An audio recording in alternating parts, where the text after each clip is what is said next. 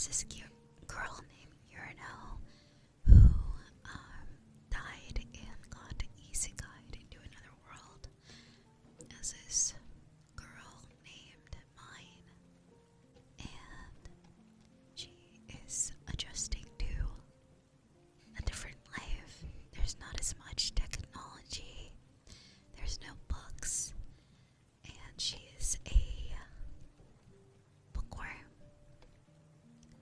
So she is dying to get her hands on some books. So she's figuring out a way to either make them or be able to buy books in this other world. And currently she has tried to make paper out of plant fibers, and that did not work. But it seems like she's a lot more intelligent than the average kid, so her skill set might bring her some opportunities in the Merchants Guild. So that is where we're at. She's invented hair clips. I think she invented shampoo so far and introduced her family to it. So far she's made some leaps towards progress, and she's also very ill. That's another thing about the girl named Mine, that she, I guess, took over. She's a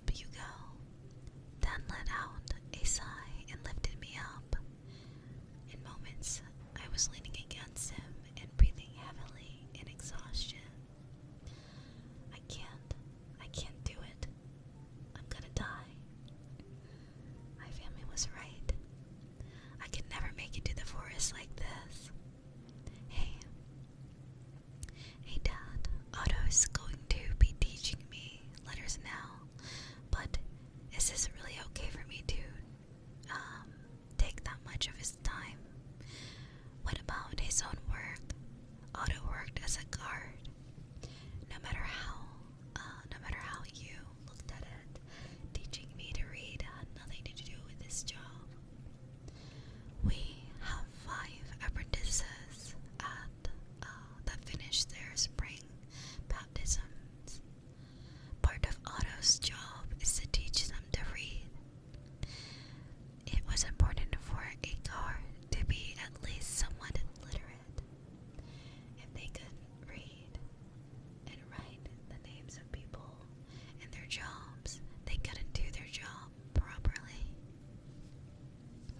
So, he's going to teach you, to teach me with them. Yeah, pretty much. But you're not gonna participate as a apprentice guard. You're Otto's assistant. Is that really gonna work with a kid like me?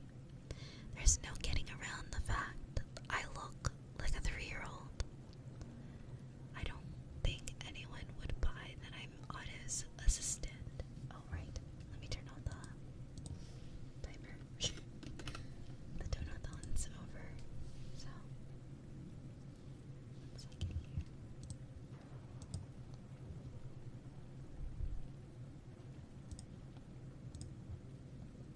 There we go.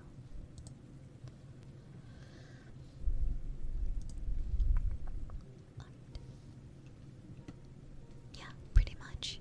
But you're gonna participate as the apprentice guard. You're not gonna participate as an apprentice guard. Right. Mine, you helped Otto with his work, didn't you? Well, with the budget reports and stuff. But all I did was a little math. I only helped Otto once, and he had mentioned swallowing his pride, so I thought it was best not to spread the word, and thus I didn't tell Dad about it. But it seemed that Otto did report it, under fear of getting reprimanded otherwise. Yeah, Otto's been saying for a long time that work's too much for him to handle alone, but nobody has been good enough at math to help. He himself said he wants to teach you letters and make you his assistant. I had asked to learn letters in return for helping him with the work, but it looked like he wasn't joking when he said he wanted me to be his assistant. From this perspective, you're gonna be his assistant. That word is so hard sometimes. But we can't actually give work to a kid that hasn't been baptized yet. So, officially speaking, you're just going to the gate to learn letters. Your payment is in slate pens. When you're sick, you don't have to go.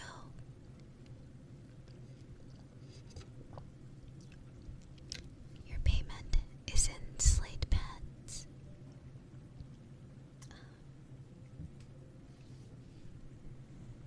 Oh, Otto was real serious about convincing me. Said I wouldn't find a cheaper helper for him anywhere else. To sum things up, they wanted me to help Otto with his paperwork while he taught me to read. Preparations for the next year's budget season, I guess. For next year's budget season, I could guess. To think that Otto would talk to his superior and work out a plan to get me hired as his helper with a salary of slate pens. I would expect nothing less from a merchant. I got the feeling he was experienced in earning profit without hurting his own wallet too much. Dad and I reached the gate, with him having carried me about halfway there. I needed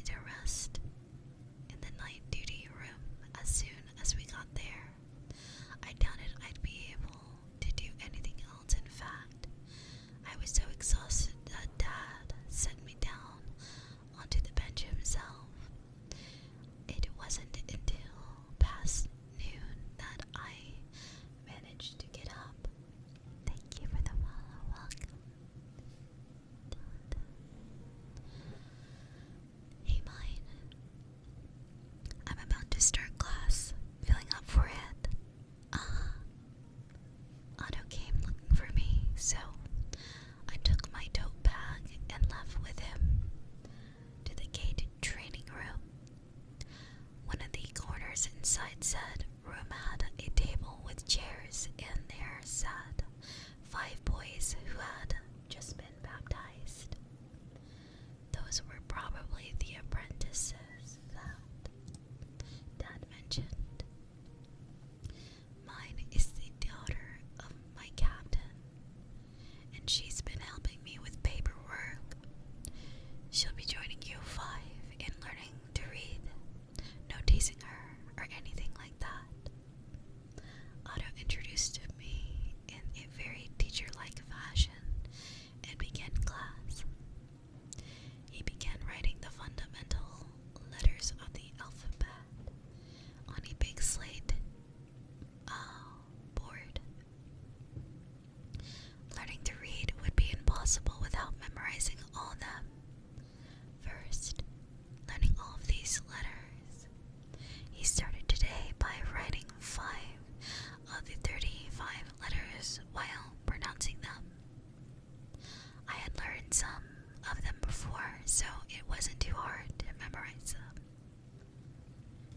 You sure are a fast learner, mind.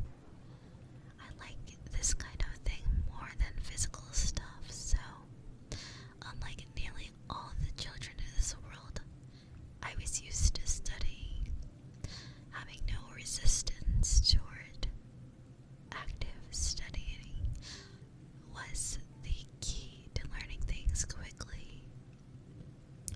In my opinion, as the saying goes, if you love your work will love you. I honestly felt bad for the 5 apprentices who were holding a pen for the first time in their lives and had to get used to the simple fact of writing before anything. Mr. Otto, I think we studied letters enough for today. For today, I declared. Upon hearing that, Otto turned around with his eyes wide in surprise. What? Already? Hello, you. My gut told me that only about 30 minutes can I not read? Minutes have passed. Thank you for the follow. Welcome. My gut had told me that only 30 minutes had passed since minions. Since starting, but those were long, painful minutes for the boys around me. They were already starting to move around in their seats, fidgeting. Proof that they had gotten bored. Thank you for that, Pat. It's not reasonable to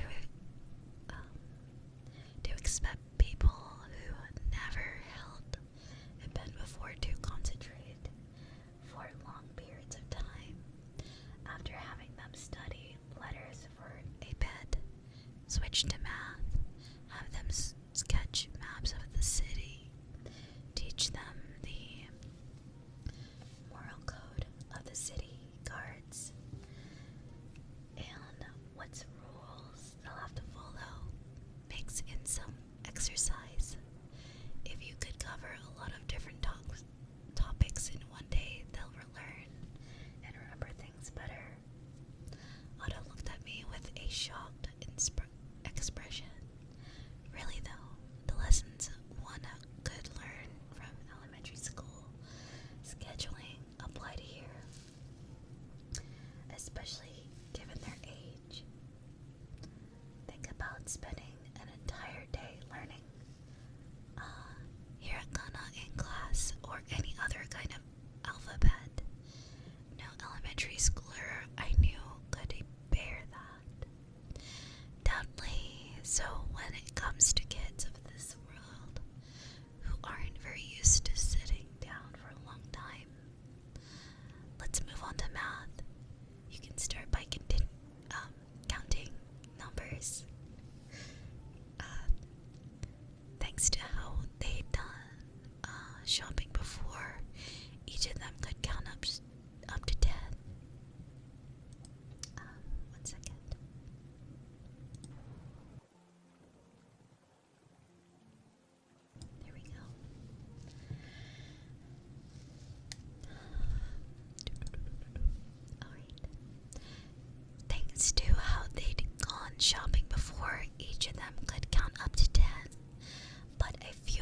seemed a little shaky on some of the numbers, so Otto said the numbers out loud while writing 1 through 5 on the slate.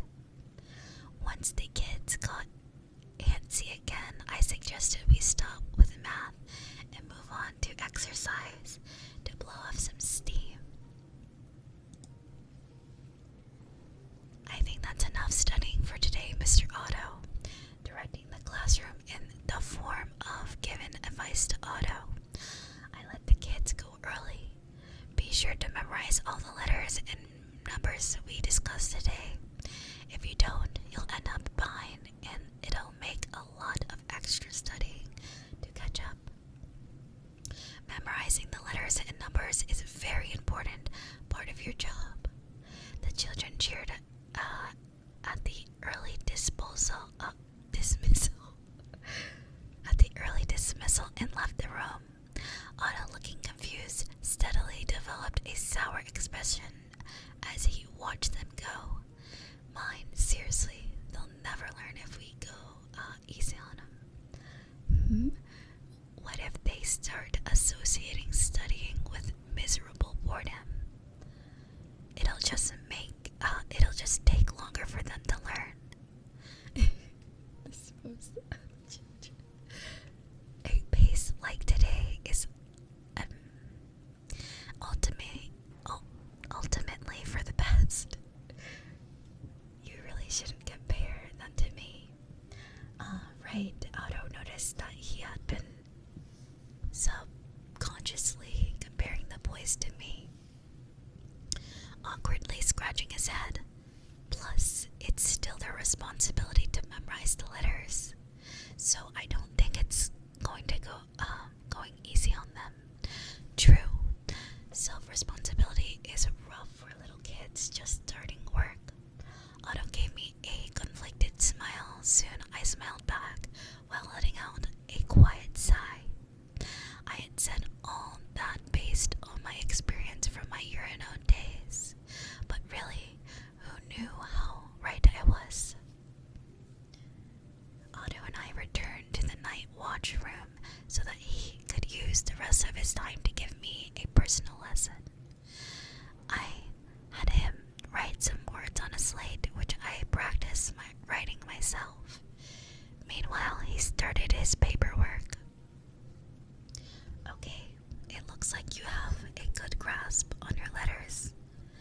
I think now's a good time to start teaching you words. I'll start with the ones we all use all the time. And so, since I had mastered the alphabet, Otto started to teach me words. Let's see. But all the words he taught me had to do with provisions. Provisions, what is that?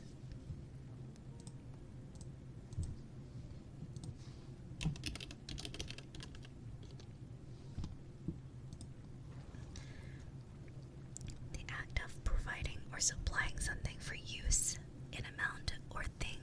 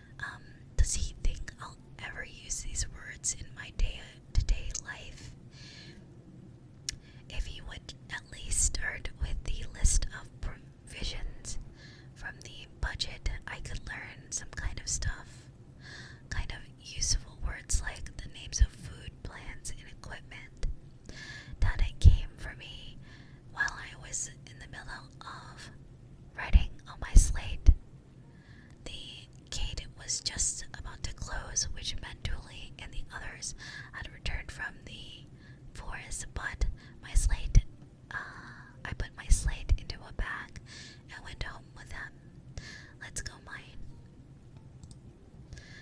The other kids carry baskets and various tools and other things for gathering. I stared at me in my single tote bag. What? Mine? That's Tulie's little sister. I'd never seen her before. The unrestrained stares of the somewhat dirty children made me reflexively hide behind Tulie. Well, there's no helping that. Also, thank you for the hydrate.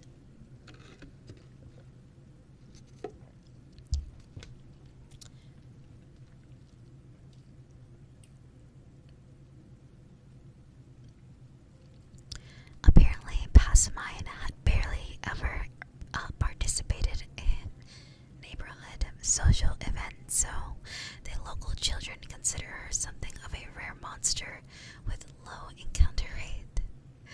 Tulie comforted me by saying, "They're not playing you, they're just looking." But it didn't really help. "You walking back home with us, mine?" Lutz.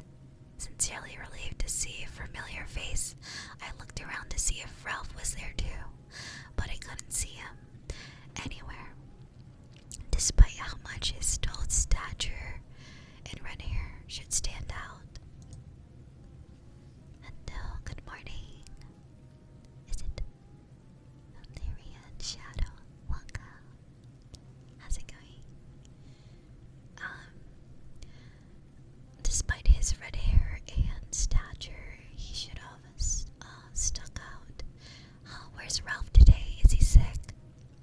Ralph turned 7 this spring. He's at work today. Wow. Ralph wasn't even 7 when I met him, huh? I did know him from the past mind's memories, but he was so tall and considerate that I assumed he was 8 or 9.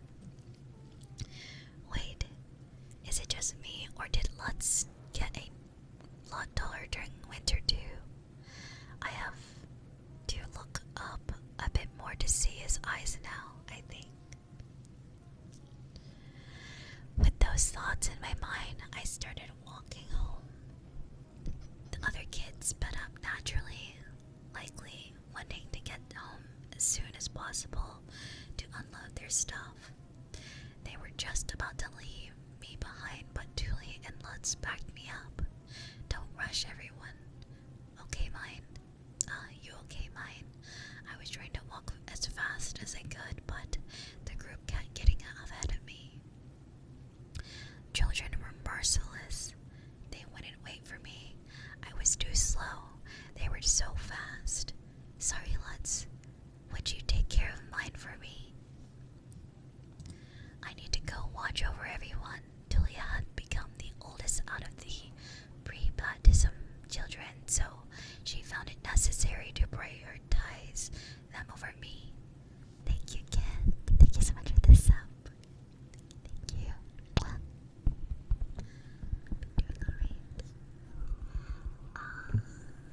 So she found it necessary to prioritize them over me, especially if Lutz could watch over me.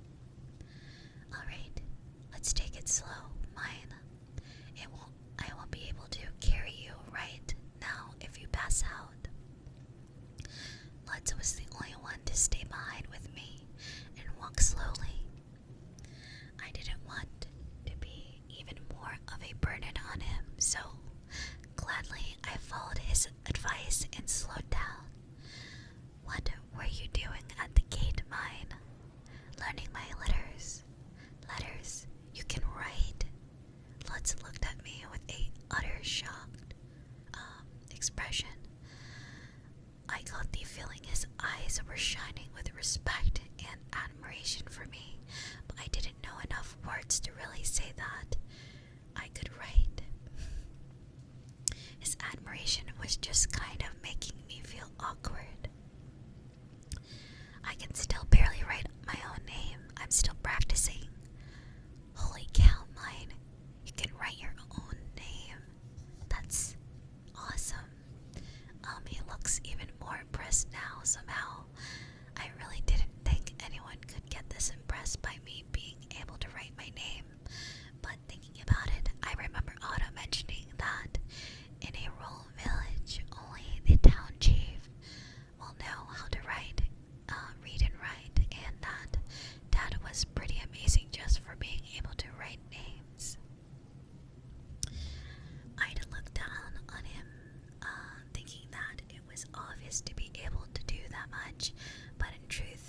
I should have been impressed. I now understand just how important being able to help with paperwork really is. Which explained why Otto is more invested in teaching me rather than his fellow soldiers. Someone satisfied with just writing names would never be able to help with paperwork. Are you okay, mine? Learning letters was simple for me, but building strength was something else entirely. Whether I liked it or not, I had to recognize here that everyone had their own strengths and weaknesses.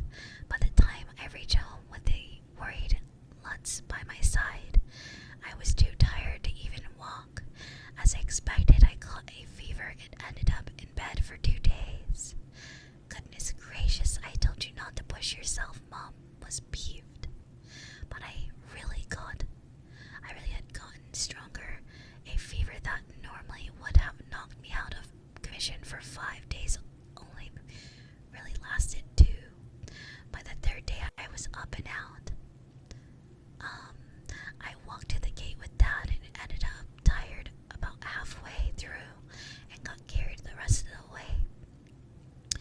From noon onwards, I'd studied reading and writing, plus helped Otto with the calculations. I walked home with the others, but soon ended up left behind and out of breath, with Lutz beside me, worried. When I got home, I ended in bed. That routine repeated for about a month, but I was unmistakably building up strength. At first, I rested for 3 days after each trip, but soon those 3 days became 2.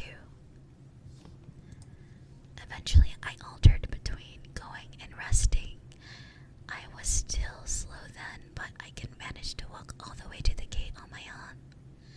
Eventually, it became 2 trips per 1 day of rest. When 3 trips per 1 day of rest.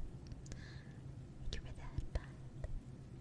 My family threw a huge celebration the day I finally went 5 days in a row without getting sick. You did it, mine.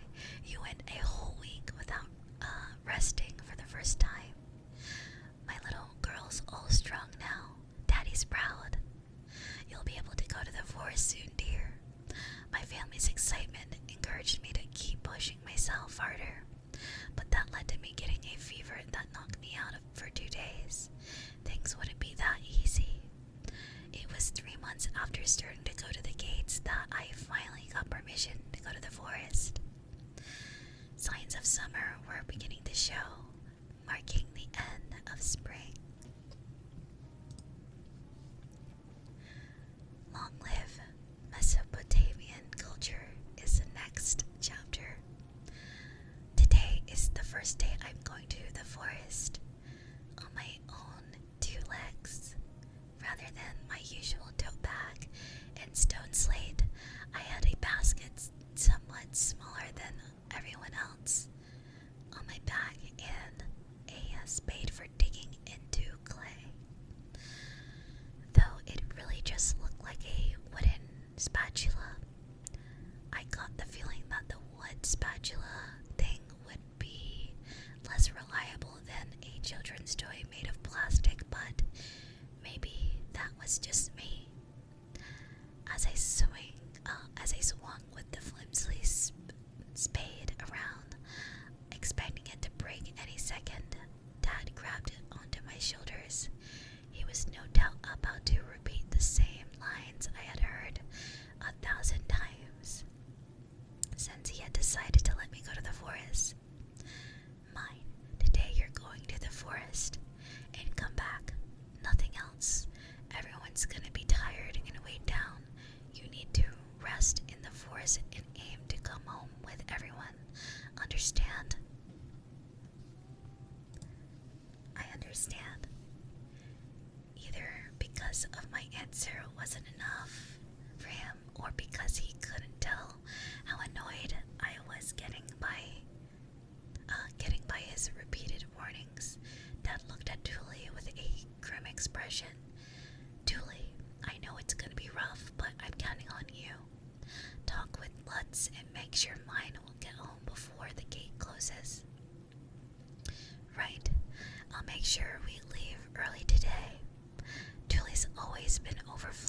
a sense of responsibility, and Dad's reliance on her was igniting her determination. She would probably be strict today. We went outside and met up with several other kids, all carrying small boxes. There were about 8 of them, some about as small as me, some big and tall like Tulie and Faye. The pink-haired Faye looked the lead while Tulie watched the back. I started off walking at the front, but by the time we reached the gate, I was in the back. Alright, mine, let's go. Walk as slow as you need.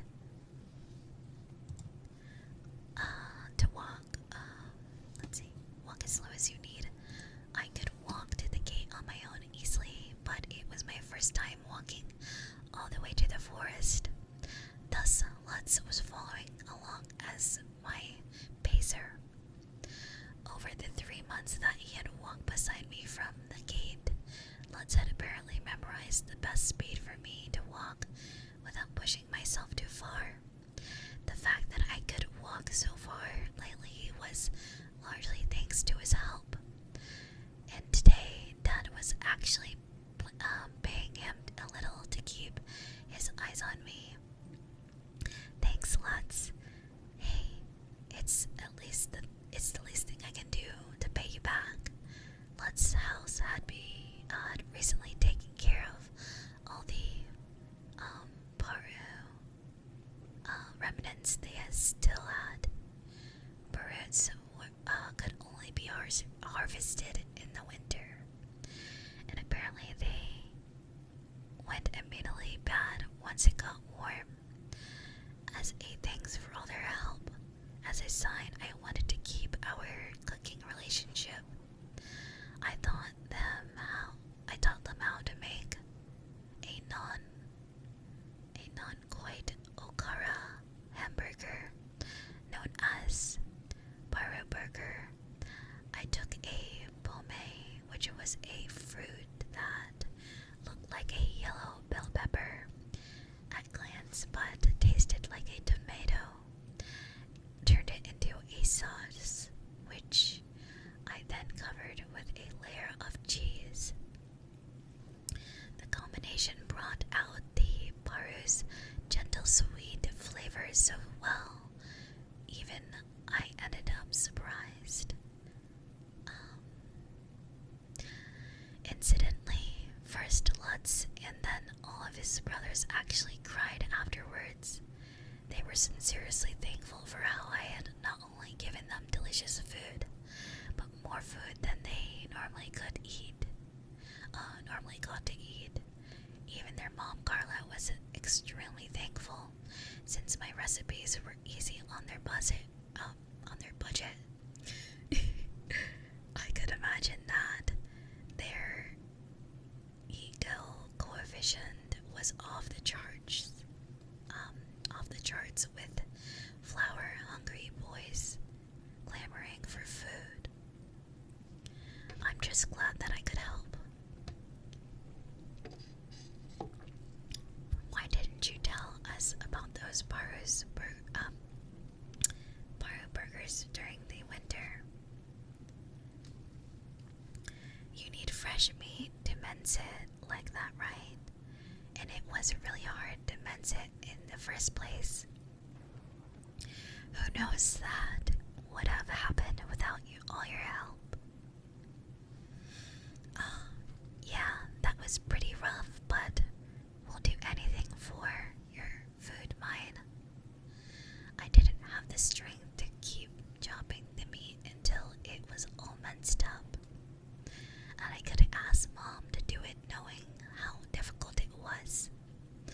I had been able to eat anything like hamburger. I hadn't been able to eat anything like a hamburger for so long. I felt really lucky that Lutz and his brothers were willing to make something for me.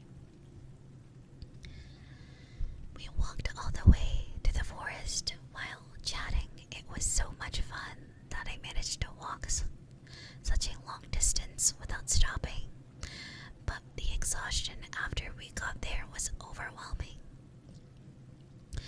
I sat on a somewhat large rock and just focused on recuperating energy while everyone else went gathering. Worried about how heavily I was breathing, Lutz patted my back. Remember, Faye and Tulie's baptisms are coming up. You gotta get used to walking to the forest real soon. Why? I knew Tulie's baptism was soon, given out weed. Wow, hello. Thank you so much for the raid. Welcome, welcome. Is that Bell Sprout? Hello, hello. How is your stream? Welcome, Raiders. Thank you for getting the shout out. Hello. Hi there. Wait. 1 second. Let's see here. Hello, welcome everybody.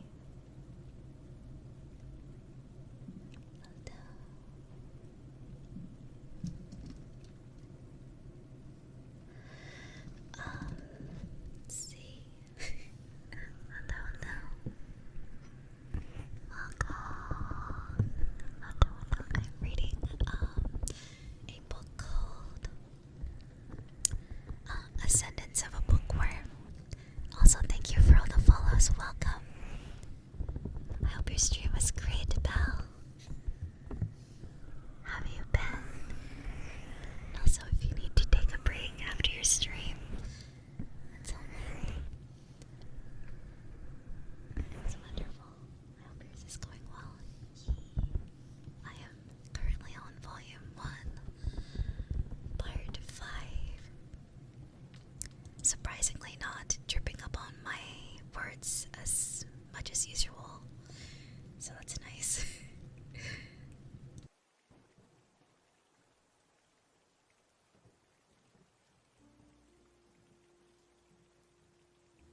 And welcome everybody. I hope everyone's doing alright.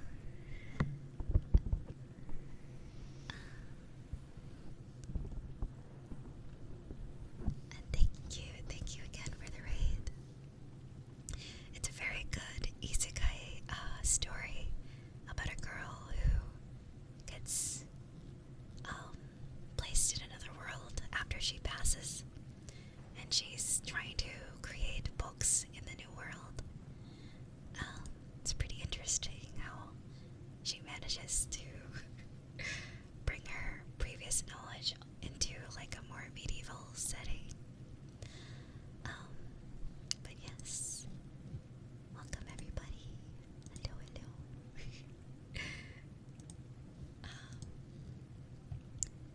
Let's see. Let's get.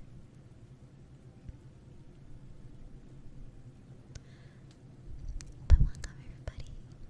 I do have to make food though. I didn't eat. Oh, make sure to eat. I hope you enjoy your meal. So take care. Eat up. And thank you for the follow. Welcome, welcome. Let's see here. But yes, that is the short synopsis of what I'm reading currently.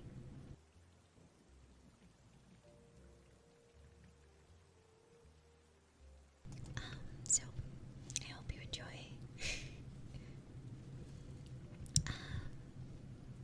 Let's see here. It's pretty good. Also, it's an anime, I forgot to mention. So if you're not big on reading, there is an anime that basically has the same story up until a certain point.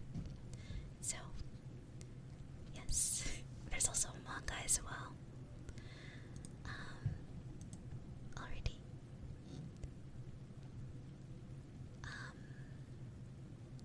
Let's see, where did I leave off? I didn't have the strength to keep chopping the meat until it was all minced up. I could ask Mom to do it, knowing it was, let's see. I couldn't ask Mom to do it knowing how difficult it was. Let's see, did I skip something?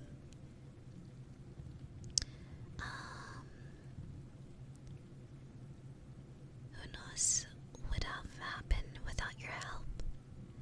That was pretty rough, but we'll do anything for your food, mine. I didn't have the strength to keep chopping the meat until it was all minced up, and I couldn't ask Mom to keep doing it, knowing how difficult it was. I hadn't been able to eat anything like a hamburger in so long. Oh wait, I think I read that already. Oh right, I'm right here. You gotta get used to walking to the forest real soon. Why? I knew Tulie's baptism was soon, given how we'd spent the winter making clothing and her hair ornament, but I didn't understand what specifically would change after it happening. Once a kid gets baptized, they start apprentice work, right? That'll mean for about half of each week you'll be the only one in your family who has time to go to the forest mine. I opened my eyes wide in surprise. Tulie started apprentice work might mean that I would have to help around the house more instead. What should I do? I didn't think about that. Past mine managed to live this long without doing anything since Tulie was such a good older sister that took care of her. Without Tulie, I probably wouldn't be able to survive. Lutz cackled and rubbed his nose as he saw the blood drain from my face. Hey, don't sweat it. I'll always protect you, mine, whether Tulie's here or not, 'cause you're so small and weak. Lutz is too kind. He had the kind of manly attitude ever since I ever met him as mine. Thanks, Lutz. I'll be counting on you. Yeah. I'm gonna go gather firewood. Sit here and rest for a while I'm gone, okay? You don't want to be too tired to go home. Lutz left it at that and went to go get firewood. Once his footsteps faded into the distance and there was nobody around me, I grabbed my wannabe spade and started digging a hole. My goal for today was go to the forest and get home.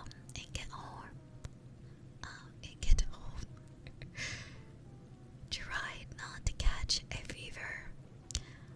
I knew that, but although I felt bad for Lutz and my family, I could bear coming to the forest, and then just leaving without doing anything. No, I couldn't. Dig as far as you can. I wanted sticky clay, but who knew how much I could get? Assuming the ground layer here was similar to Earth's, I'd need to dig fairly deep to find sticky clay. I thrust the spade into the ground, putting all my strength into it. But the flimsy branch my family called a spade didn't even go a single centimeter into the ground. So hard. Is it even possible to dig into this? It felt like trying to dig into the packed dirt of a sports field. I had expected the ground of the forest to be moist and soft, but in reality couldn't even be more different. Was it the ground's fault or was my spade's fault? The answer was simple.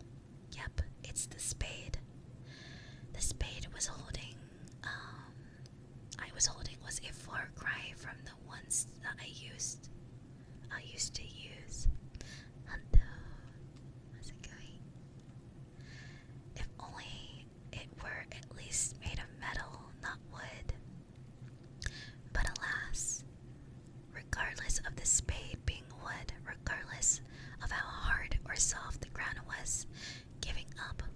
wasn't an option for me. I just had to keep digging bit by bit, even if my progress ended up being pathetic. Scratch, scratch, scratch. The flimsy branch of the spade scraped the ground away bit by bit. It took a lot of strength and determination to dig out sticky clay. It would take a lot more than a single day to finish this. Somehow I got the feeling making tablets out of clay would be hard too. I got the feeling, I could only pray that it would be easier than making papyrus. Scratch, scratch, scratch. After digging about 5 centimeters into the ground, I heard someone approaching. What are you doing, mine? Let's both hands filled with gathered twigs. Open his eyes wide in shock after seeing me sitting on the ground digging with a spade. Didn't you promise not to do anything that would tire you out? I remembered the promise I made after I left home, but I couldn't resist digging for the clay that was right in front of me. I had intended to stop before Lutz came back, but it was hard to quit after getting started. What should I say? I could fool Dad with a hug and a smile, but Tulie had specifically assigned Lutz to watch over me. There was no fooling him. If I tried, he'd just narrow his eyes and interrogate me further. I knew that from this experience.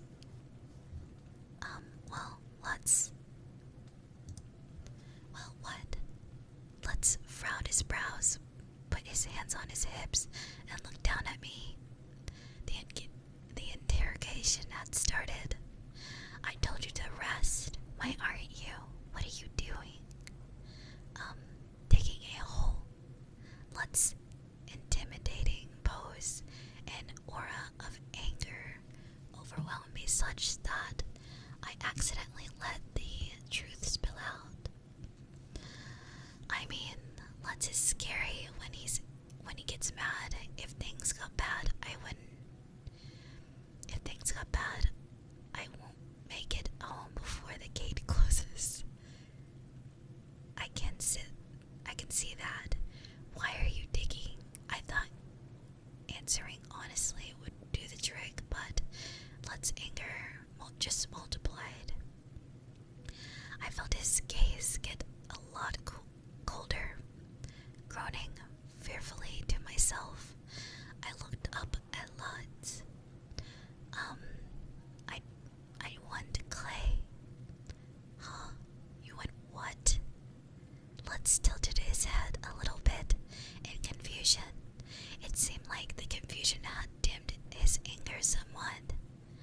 I want, ground that's heavy, bad at draining water, and all clumped up together, sticky.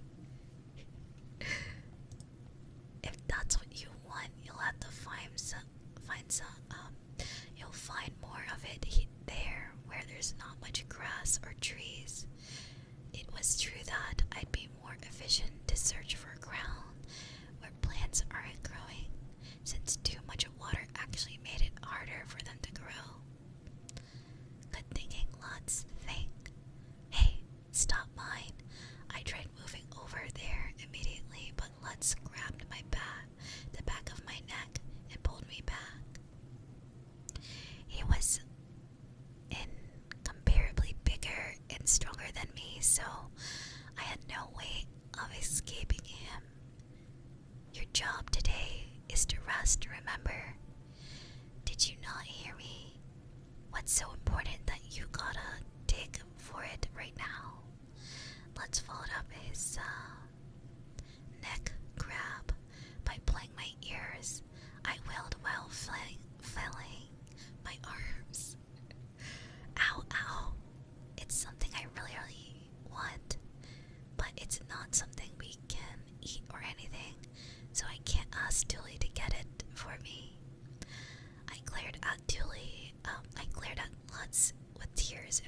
eyes while rubbing my ears, which made him falter a little.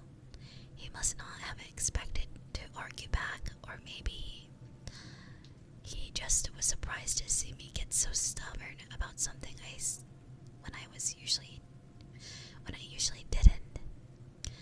The, let's see, my raw instincts told me not to let this opportunity slip by. Are you saying that you'll dig for me if I rest? I'll dig for you once I finish getting firewood. So come on, mine, please rest. His unexpected answer made me freeze up. I could only stare at him, stunned. Although I had led the conversation in that direction, I had to wonder if Lutz understood what he was saying. Rather than helping me make clay tablets, he should focus on gathering as much as possible for his family. I appreciate the thought, but shouldn't you, focus on yourself? You're too weak to dig up clay, so I'll do it. But in return, tell me how you'll use the clay. Tell me what you'll use the clay for.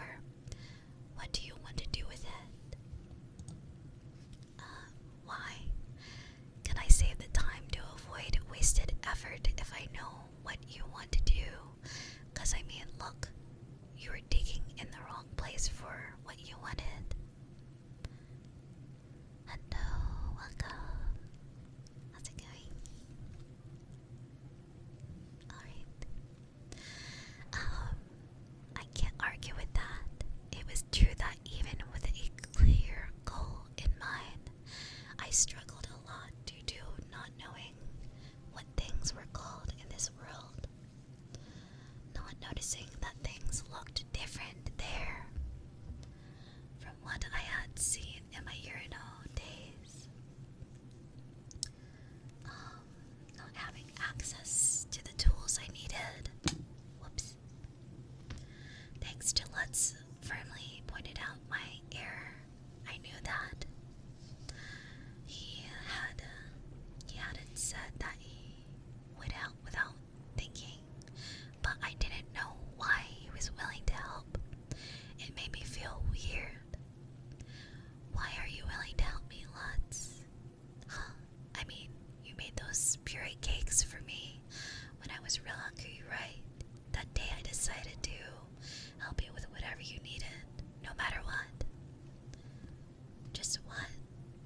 Just that? He'd help me dig out clay just for that?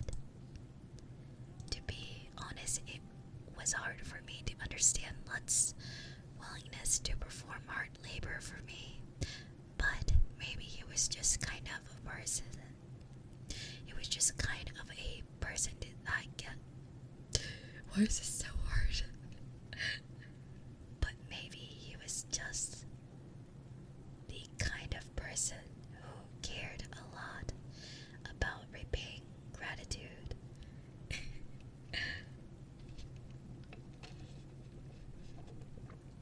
Also, thank you for the follows. Welcome. If he wanted to help, that was fine with me. I felt kind of bad about it, but when it came to matters of strength, I would leave everything I could to him. Okay, Lutz, I'll leave it to you. I can just wait here. Alright, I'll be back in no time. Lutz really did finish packing up the firewood in no time. He then led me to the ground with poor water drainage. Water drainage. It was a lower point in this forest with slanted ground around it. Slanted ground around it. Hello, battle. Should be around here,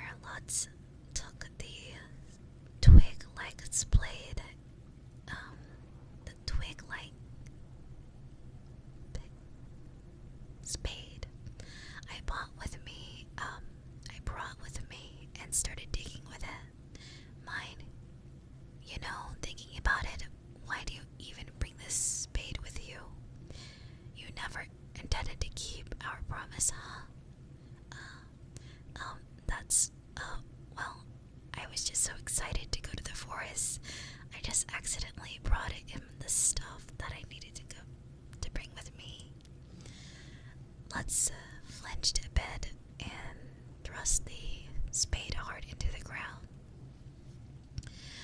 as if to release his burning emotions. Sheesh, you look at all this, you look all nice and sweet on the outside, but I can't let my guard down around you. Actually, I think you should let your guard down a little bit more.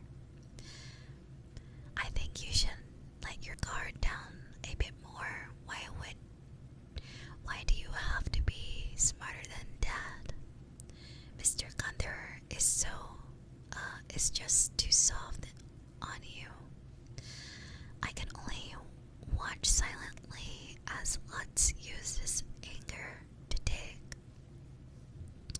Somehow the twig was steadily making progress through the ground. Unlike my scratching, the ground was getting flung away chunk by chunk. It was so weird, I couldn't understand. Is he just that much stronger than me?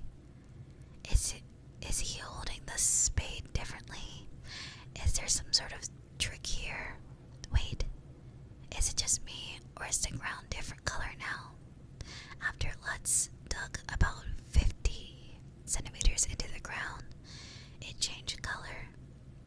Is this the stuff you want? I grabbed some of it and tried squeezing it into my hand. It was cold and heavy and changed shape inside of my hand. This is definitely the sticky clay that I have been looking for. This is it. It would have taken me days to dig this far. You're amazing, Lutz. So strong. There's not a guy alive who is not stronger than you, mine. Wait. There's not a guy alive who is not stronger than you, mine. Despite sounding peeved, Lutz kept on digging up the sticky clay. Giddy with excitement, I brought chunks of clay and set them on top of the large rock, bit by bit. I wonder how many clay tablets I can make with all this. Let's see here.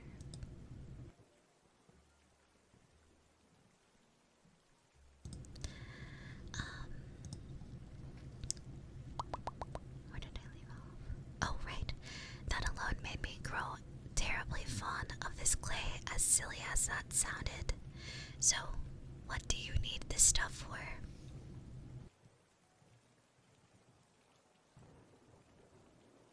I'm gonna make clay tablets with it. Clay tablets? I took the clay acquired through Lutz's hard labor and squished it into the shape of a thin tablet. I then grabbed a nearby tiny stick and started carving in a Japanese bedtime story that I told my mom, that my old mom had told me. I would have preferred to write in the language of this world, not Japanese, but Otto was only teaching me words that had to do with work. I could write this basic tablet for a letter of introduction, and I could write out various things related to noble offices, but I couldn't write words relating to my basic daily life. Are those letters you're writing? Basically, if I write something down here, I can remember it later just by reading. Written records are amazing, don't you think? And books are just filled with these written records, so they're even more amazing. Wow, thanks for taking this clay. You really saved me. If you still need to gather stuff, go ahead. I'll be right here, writing. Alright, you better stay still. I was writing a story aesthetically similar to the Elves and the Shoemaker Isekai edition. It was such an epic tale that even if I packed each clay tablet with letters, I would need 10 to tell the whole story. Yay, I finished. Upon writing the last word and settling things with a climax, struck with the sense of overwhelming accomplishment. Wow, clay tablets. I finished the clay tablets. Oh great. Oh great and mighty Mesopotamian culture. You may live on forever. I would be finished for real once I heated the tablets on her hearth such that they wouldn't break. I squeezed my stick and turned around to see the other finished tablets I had stacked on top of each other. I slapped my hands on my cheeks and screamed in a way that made me the spinning image of the scream. What I saw before me was so unbelievable in my mind. My mind went white. Let's holding his gathering basket rushed back to where I was. What's wrong, mine? Face stepped on them. He messed them up. Oh. The first half of the story I had put all into writing more than really half. I had turned into that. Oh man, this is so hard to read. The first half of the story I had put all into writing more than really half had turned into mush beneath Faye and his friends' feet. The tablets had crumbled apart, and the footsteps covering them made the text unreadable. I had finally finished them. So mean. How hard do you think I worked to come here?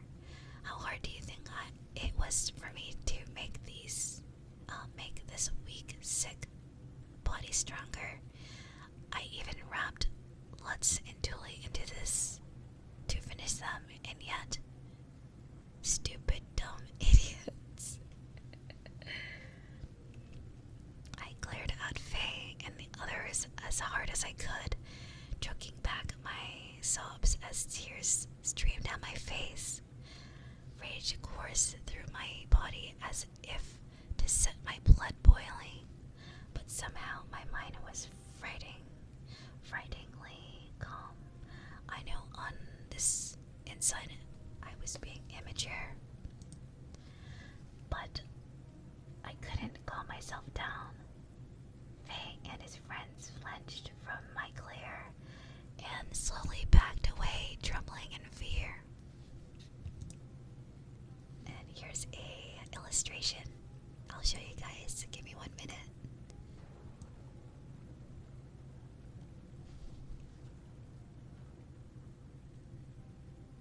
There we go.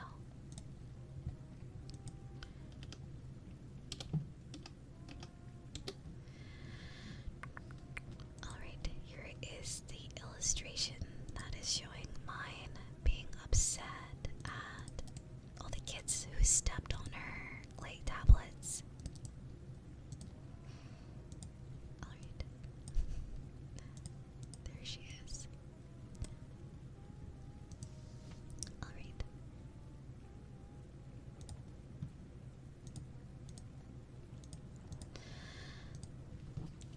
I was almost there.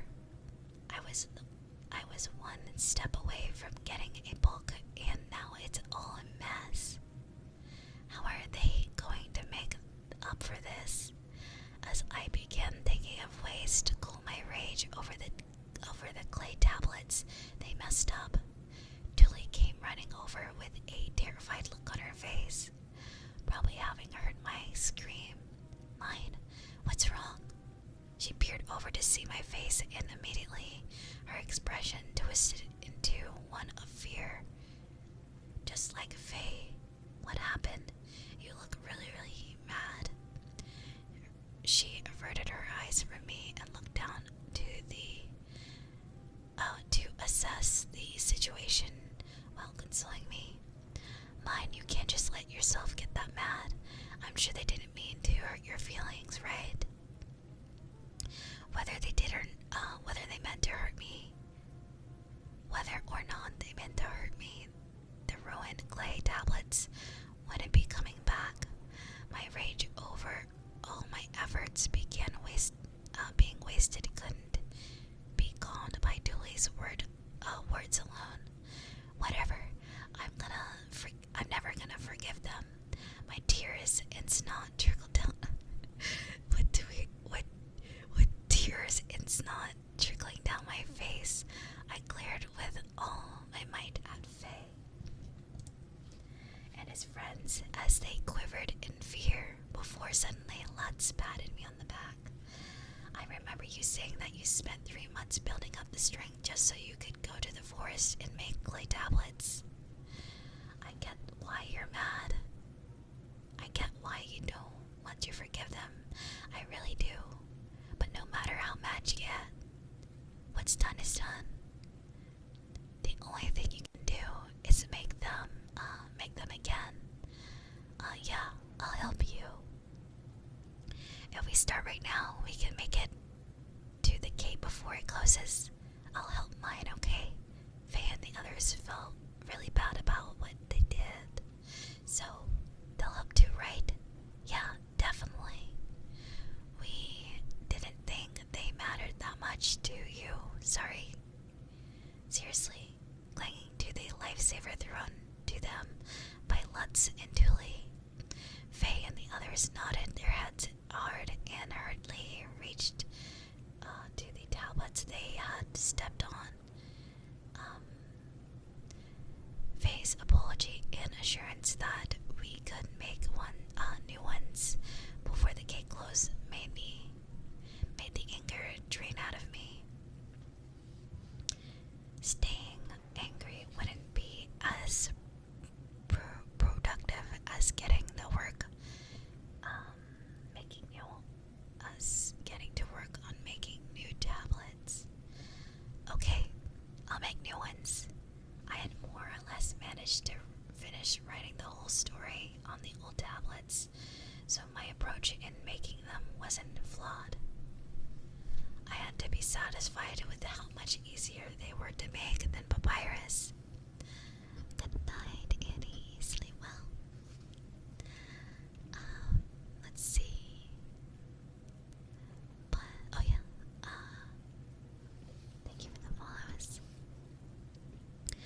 I didn't forget to drive the point home to Faye and his cronies. I don't think any of you will get the second chance. Apparently, I resigned as the queen of the rumored top people you should never make angry rankings for some time. Alright. Clay tablets won't work is the next chapter.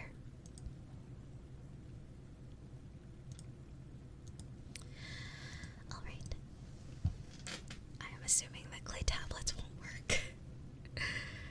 As expected by basically everyone, going to the forest, making clay tablets, and exploding with rage all took so much out of me that I ended up bedridden with a fever. Apparently I had murmured clay tablets under my breath over and over the whole time.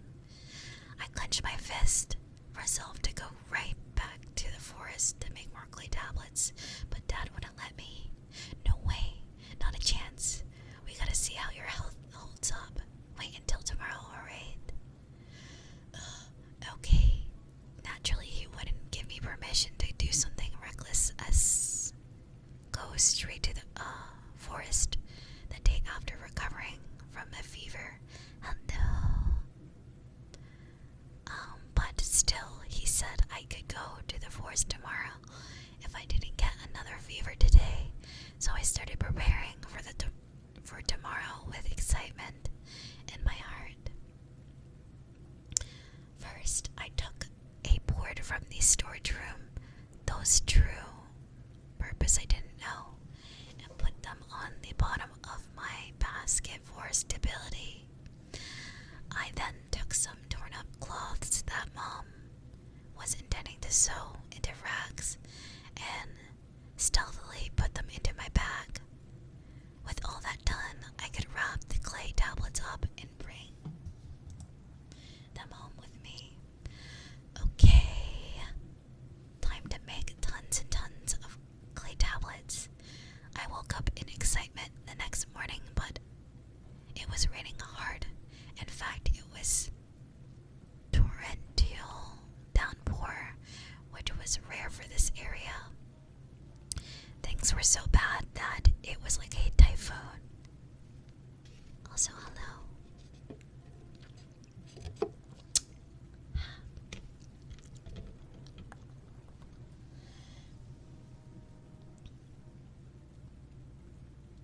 I need to stretch.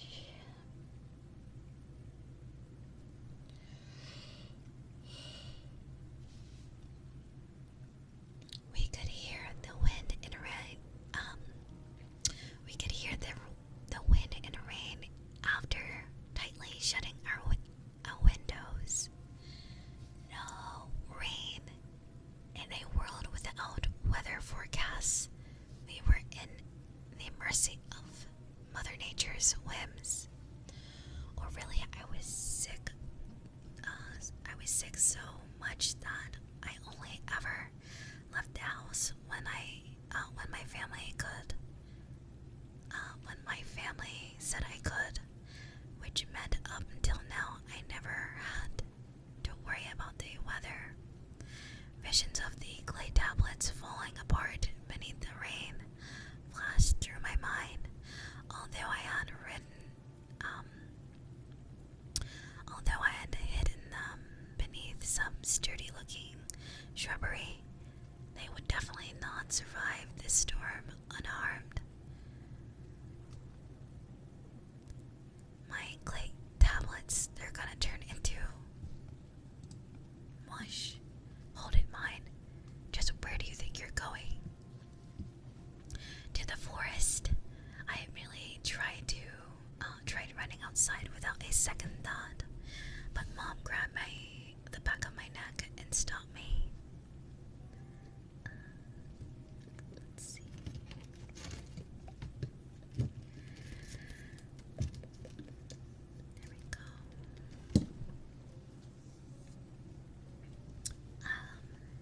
What in the world are you thinking? You already get so sick easily. This storm could kill you. Do you not realize it's so bad? We can't even go to the well. The sound of the storm raged through our home, despite the tightly shut windows, emphasizing just how bad the storm really was. I would never survive outside if even now the adults hesitated to step outside to reach the well.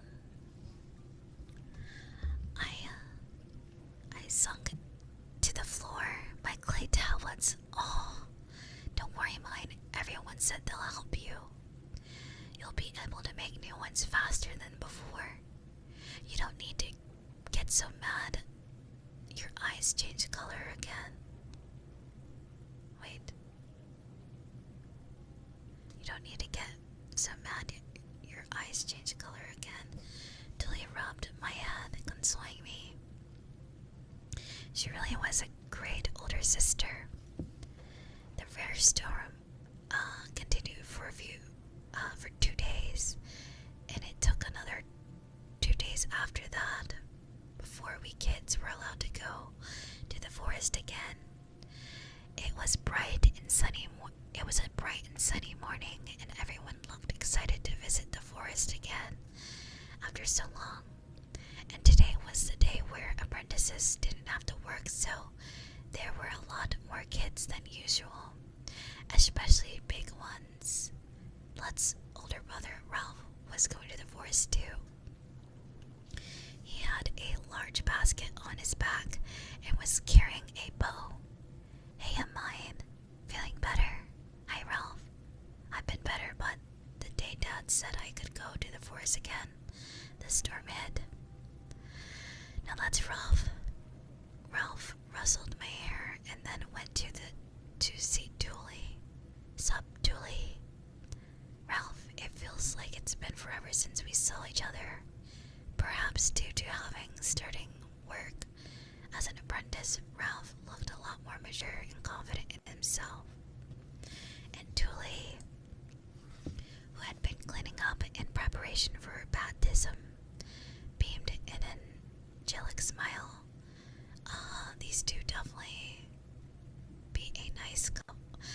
These two would definitely be a nice couple, I think each other, so I think they would be a good fit for each other. I watched the two of them grinning when suddenly Lutz pulled me over to him. Mine, get a grip. You gotta start the front of the group since you walk slow, remember? Right. The platoon of kids, myself included, walked on and past the gate. What was normally a grassy wonderland had been scarred deeply by the storm, with mud scattered everywhere. Does this world have financial assistance for natural disasters? I keep moving and looking around in a dazed surprise, when something suddenly got in the way of my eyes. Surprised, I looked to the side and saw that Lutz was waving his hands in front of my face. Well, what's up? No, I was wondering if you were actually awake. Hey, mine, are you gonna make those clay tablets again, right? What are they anyway? Even if I wasn't writing Japanese, Lutz was illiterate. He had no idea what was the writing. Not to mention that his daily life involved no paper or writing whatsoever. There wasn't a single letter written anywhere in his home. He no doubt knew nothing of the splendor of media in general, with clay tablets just one of the mediums of recording information he had never encountered in his life.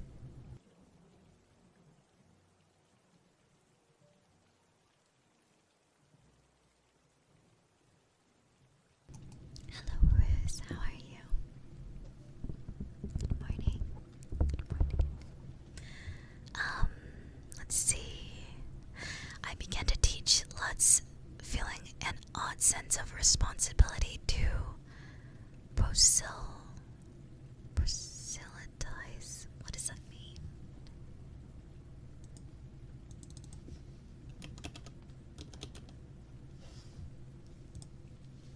To convert or attempt to convert someone from one religion, belief, or opinion, to advocate or promote a belief or course of action.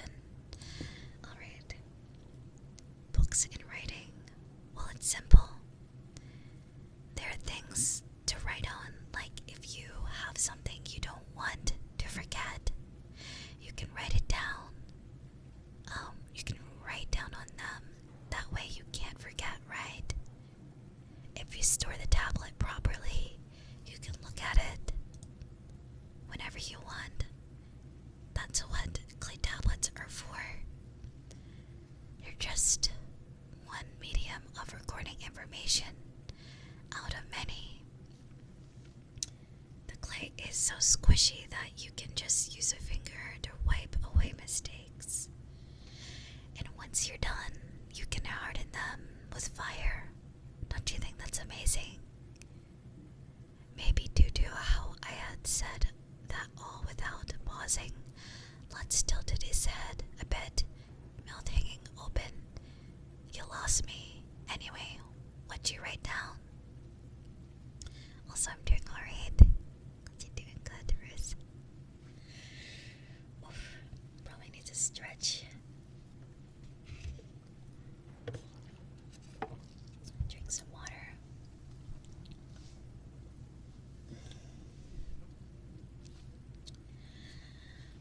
I wrote a whole story. One my mom told me, like, I won't forget it if I write it down, you know. What I really want are books, but there aren't any here, so I'll just have to make them myself. So that's what you really want to do, mine. I thought about Lutz's question and suddenly realized something. I had been thinking for a long time that I wanted to make books, since they were too expensive for my poor family to own. But what I really wanted inside wasn't to make books.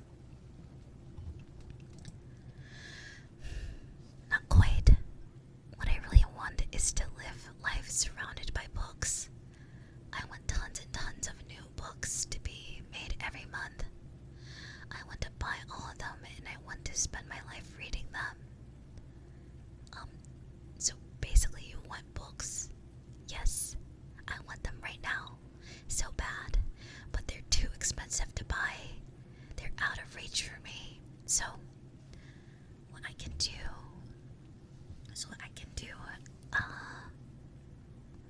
So what can I do but make it myself?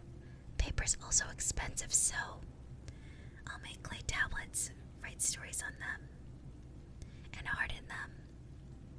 With that, Lutz finally clapped his hands together. In understanding, you're making replacements for books right now. Huh. Yeah, things didn't go well last time. But that's the past. I'll make sure it works out this time. Alright, I'll help you out. Lutz was willing to go this far for me just because I shared a few recipes, which made me want to help him too. Hello. Okay then, what do you want to do, Lutz? It looked like you have something you really want to do yourself. I want to go to other cities. You know how the bards and traveling merchants go to all sorts of places and know all sorts of things. I want to do that too. That sounds really cool. Speaking of which, back in my Urano days, I often dreamed of traveling the world to visit all sorts of foreign libraries and read their books. Thoughts of that now unattainable dream flashed through my mind, and soon I lowered my eyes. You really think that? I mean, I'd be leaving this city, you know? Traveling seems wonderful. You can go all over the place. It seems like so much fun. Like, I actually dreamed of traveling all over the earth and visiting tons of libraries. I don't know why I was worried about saying that. Man, mine, you're definitely gonna do what you want to do. What's stopping you from doing the same, Lutz? My head was so full of my Urano dreams and wishes that I wasn't actually looking at him.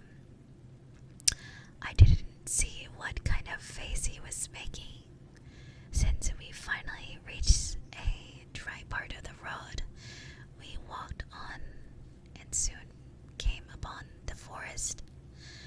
The slightly open part right inside of was our meeting place. Alright, let's get to gathering, everyone. If you're a is that a word? Littler kid, don't go too far. Always stay where you can see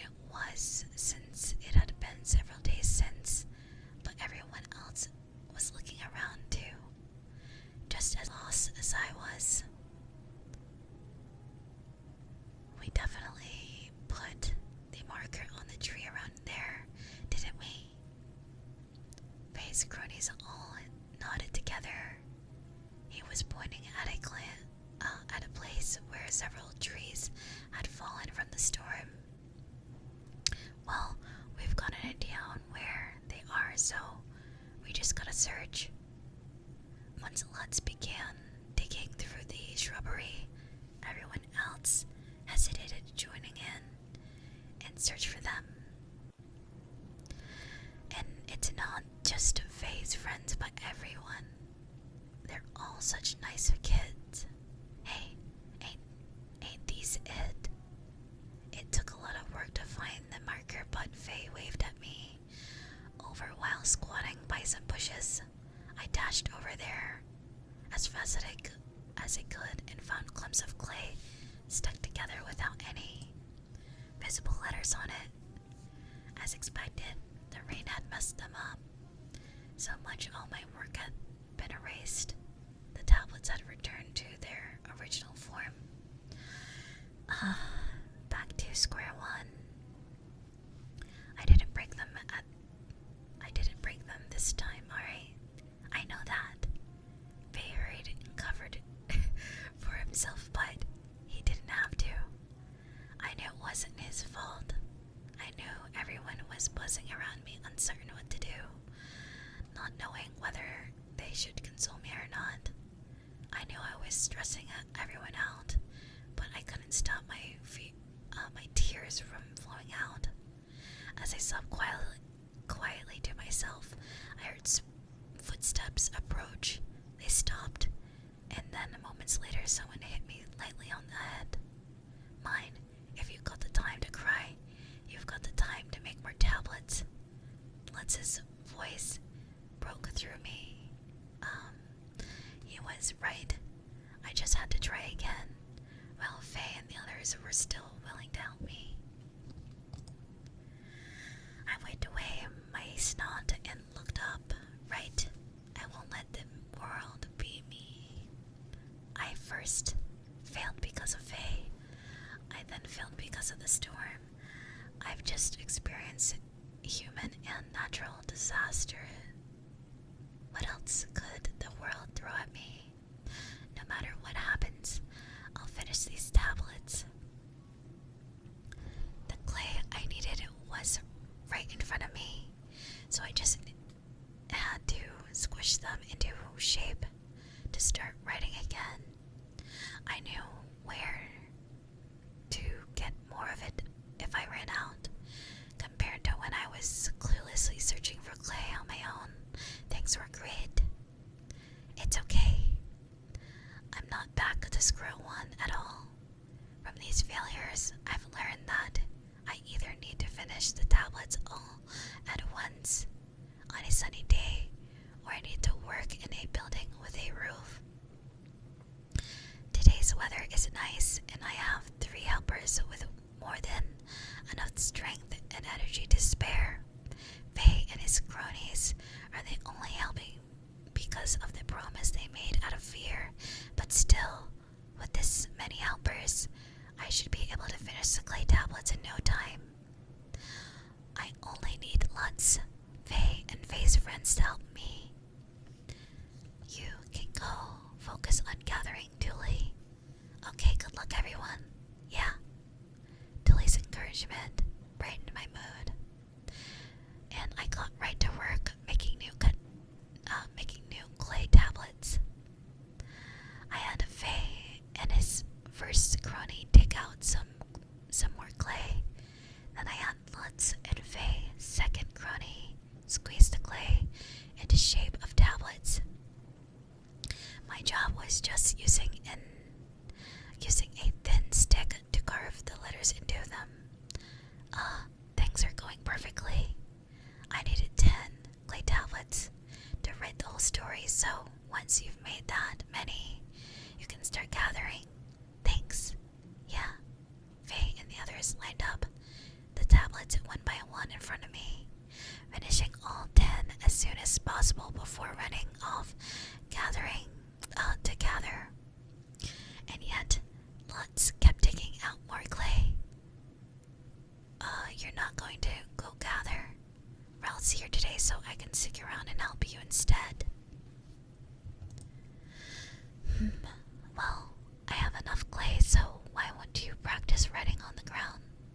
The ground was soft due to all the rain, so I took my stick and carved Lutz into it.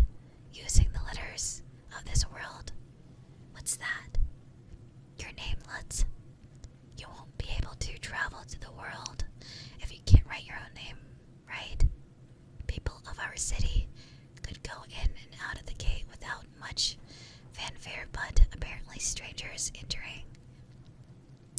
New towns were asked of their name and had to write it down.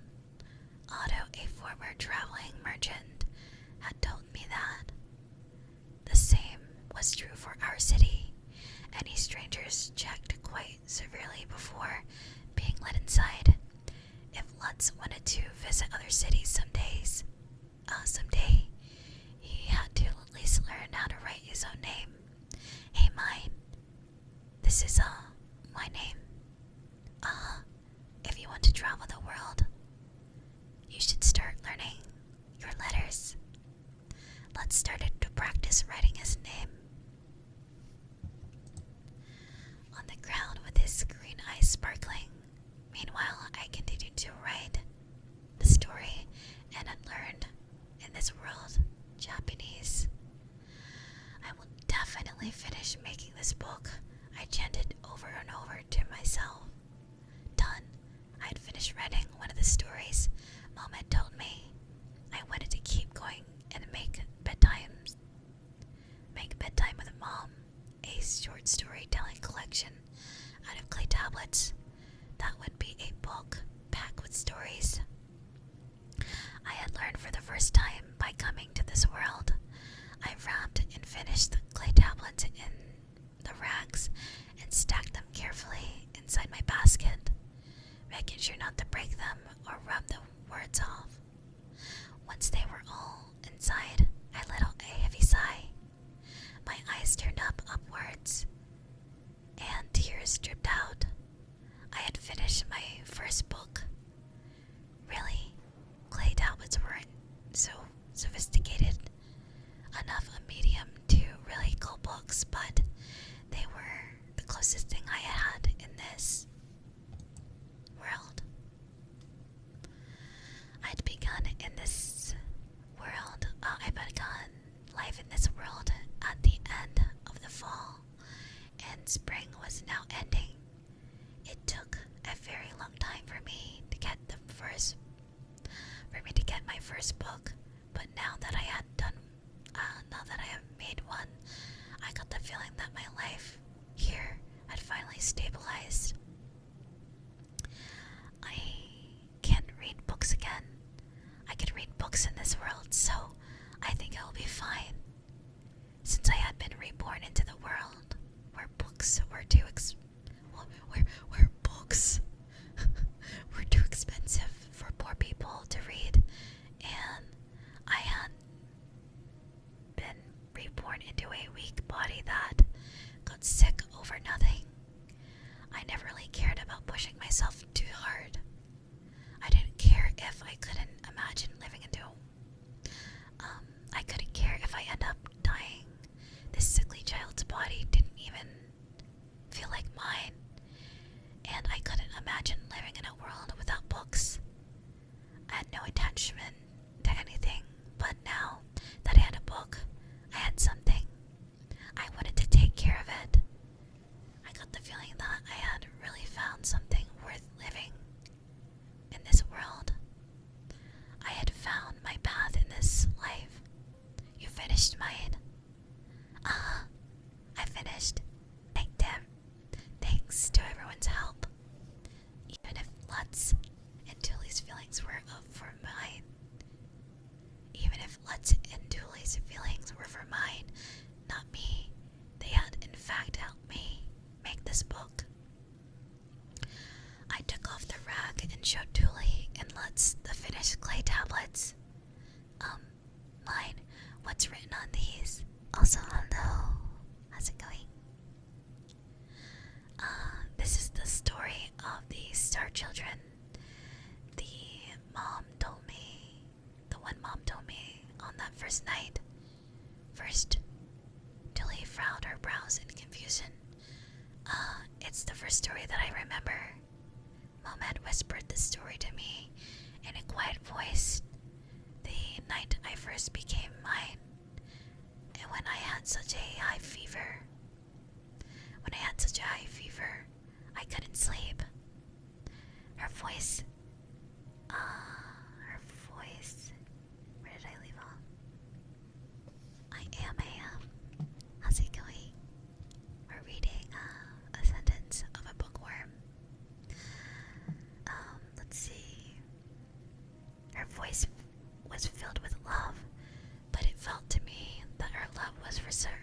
for someone else, not me. I didn't accept having become mine. Some mom's feelings and words went in one ear, out the other.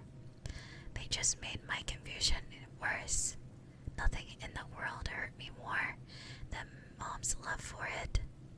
Worsened my sense of isolation.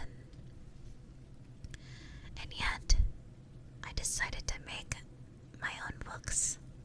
This story she had told me was the first thing that came to mind. I got the feeling that by turning mom's stories into a book, I would be able to accept the love contained within them. I really want to write down all the stories mom told me, so I don't want to forget. But won't the letters just disappear again? Tulie looked worried. I just smiled. They will if I leave them like this, which is why I need to heat them up to harden them. Then we can read mom's stories whenever you want.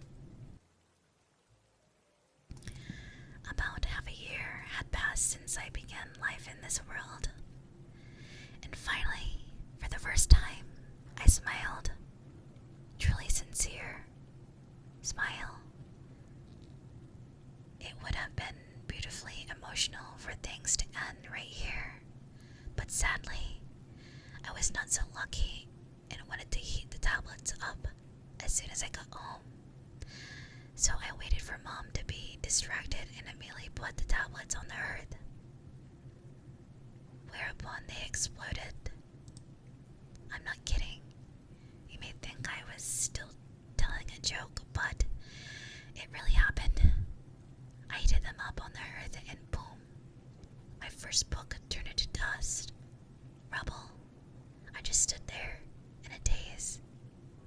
And before I could figure out what was wrong, mom yelled at me and made me swear not to make clay tablets a second time. Wait, what? Did I just get thrown back to square one? For real?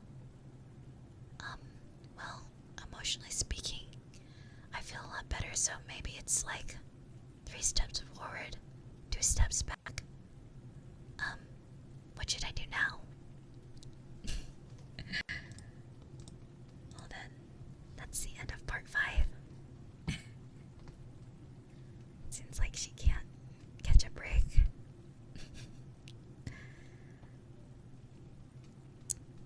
Alrighty. Also, thank you for the hydrate.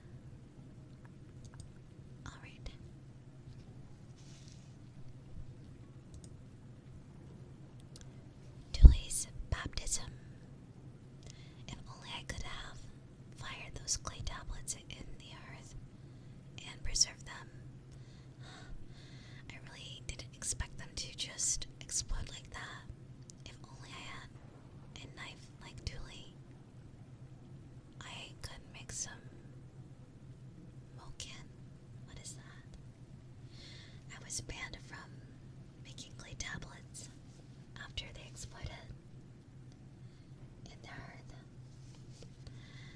And while I was stuck thinking about how to process. Hold on. While I was stuck thinking about how to proceed with the bookmaking till I turned 7. It was customary in this world to throw large celebrations for one's 7th birthday, or to be more precise, birth season rather than birthday. A large baptism was held at the temple each season, and all the children in the city turning 7 would go there to be baptized. They'd be able to work as apprentices after that, so I suppose one could say they're joining the workforce. I felt kind of uncomfortable about religious events being mandatory, but when I thought about it, like the shrine visits I go on in Japan as a child, it felt more natural. Weird, since children under the age of 7 weren't allowed to enter the temple. I couldn't watch the baptism myself, but neither could Dad. Interesting. Stroke of bad luck. Dad had a meeting on the day of Tulie's baptism that he couldn't avoid. The meeting had been ordered by the arch noble, one of the higher ranked family in noble society, and thus his head would literally fly if he didn't go. Literally? Really? That's scary. And yet, despite that, Dad had complained since morning, showing no signs of going to work. Don't wanna, who cares about meeting? Who cares about the meeting? This is Tulie's baptism, you know? Why would I care about the meeting on a day like this? It was true that Tulie's baptism was very special. Was a very special day. That the noble had children of his own, so I didn't get why he wouldn't be understanding of this situation. Wait, do noble children go to not get baptized? I asked. I've heard they don't go to temple. I heard they don't go to the temple. They summon the priests to their home. Nobles don't understand how commoners feel.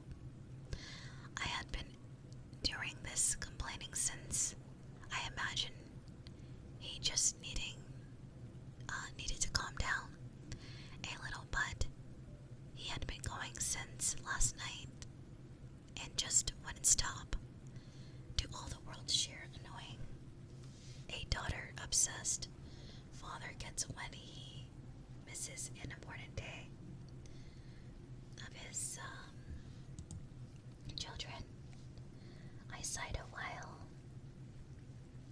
diligently combing Tulie's hair from the middle outward. Also, 1 second.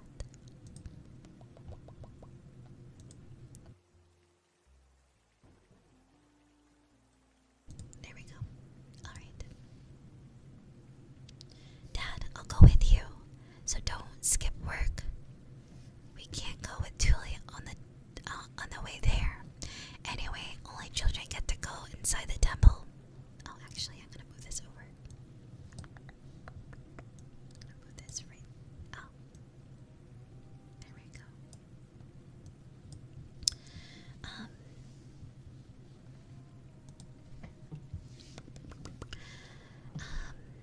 Dad, I'll go with you, so don't skip work. We can go with Tulie on the way there. Anyway, only children get to go inside the temple. Parents have to wait outside the plaza. He would probably feel better if he tagged along and saw Tulie mixing with the other children in her dress.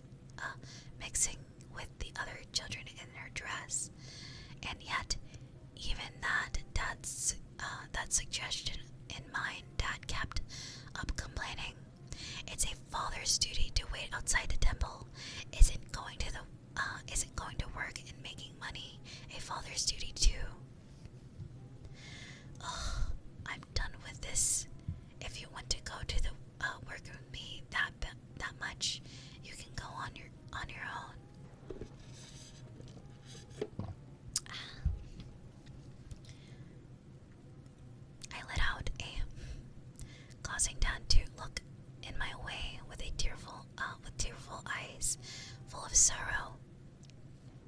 I'll go to work with you, mine, but I'll go right back to the temple plaza once the meeting is over. We're definitely going to celebrate tonight. Tulie couldn't leave her head. Tulie couldn't move her head while I was braiding her hair, so she looked at Dad with just her eyes and smiled. Geez, Dad, I know that. We'll definitely celebrate together, and I'm really, really excited for it, so hurry home. Yeah, Tulie smile. Shot Dad's mood into the heavens. I could only clap my hands in awe of her angelic power, and then she made a request to me with that smile in place. Mine, keep an eye on Dad and make sure he doesn't work, okay? Leave it to me. I'll work hard so you can relax and go to the baptism. What? Mine, Dad's pitiful behavior finally made Tulie burst into laughter. She had a nice smile. With this much overwhelming love thrown her way, she wouldn't feel lonely when, even without Dad waiting outside for her. Okay, done. You're looking super cute. Super cute. Tulie, thanks, mine. I had braided both left and right sides of her hair in a half-up style, finishing things off with her hair ornament. It consisted of a tiny lace with flowers I had made over the winter.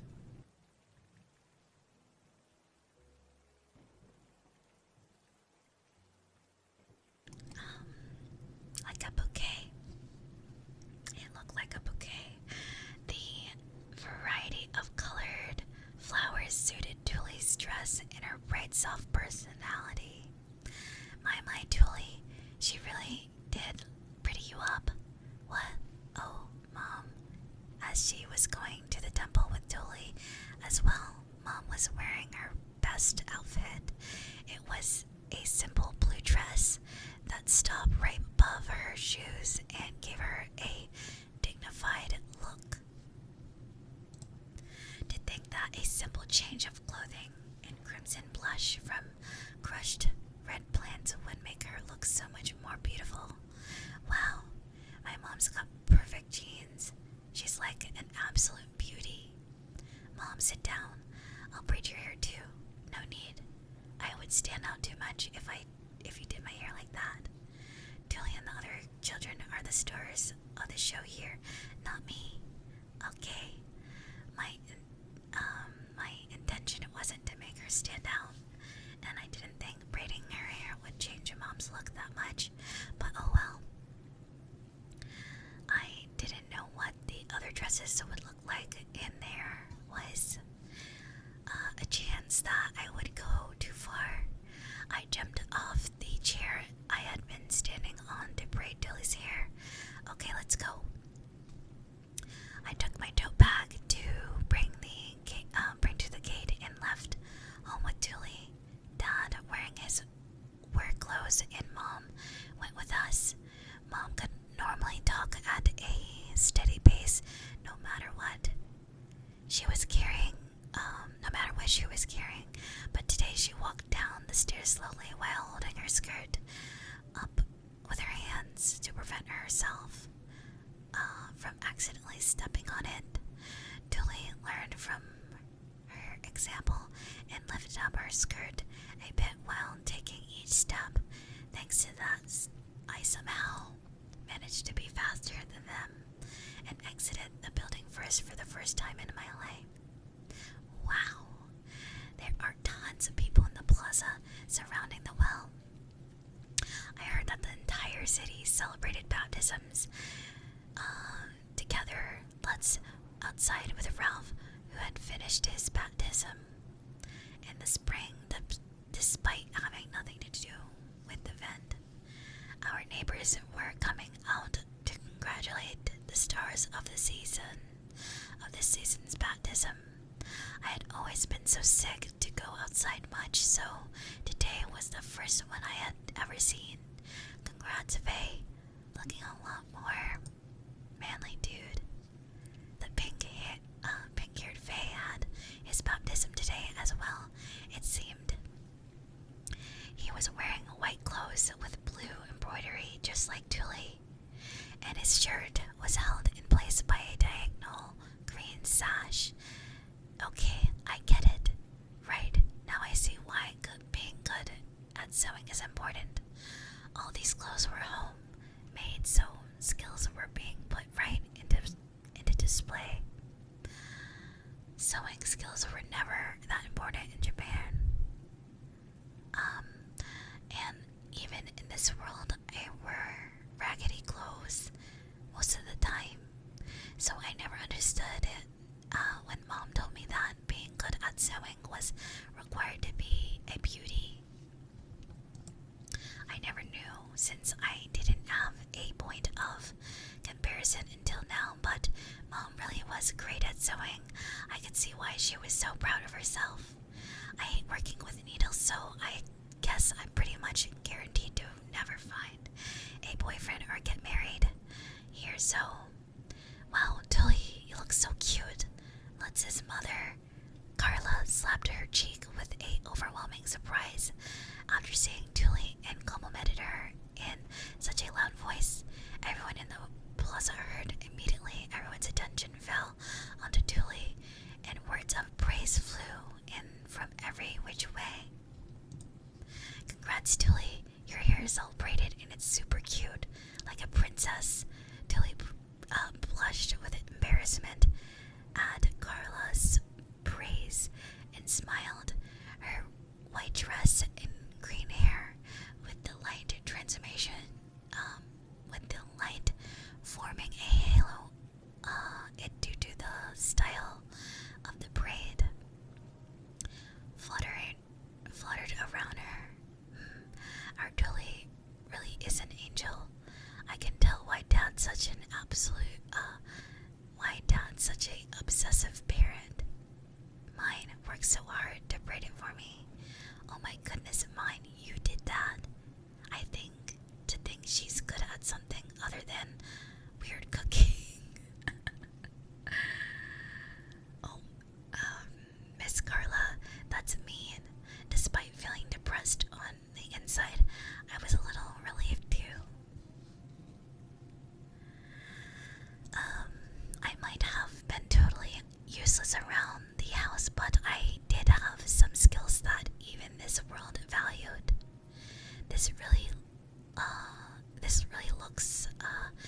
This looks really complex. How do you tie it together? Let me see too. Women and girls of all ages peered towards Tulie's hair. They're just simple braids. Don't stare at them. I didn't have a proper comb, so the parting lines are kinda messed up. That's so nice, Tulie. My baptisms this winter, I wish I could have my hair braided like that too. Once one girl let out a jealous sigh, cries of agreement rang out. People just kept saying, me too, with no end in sight.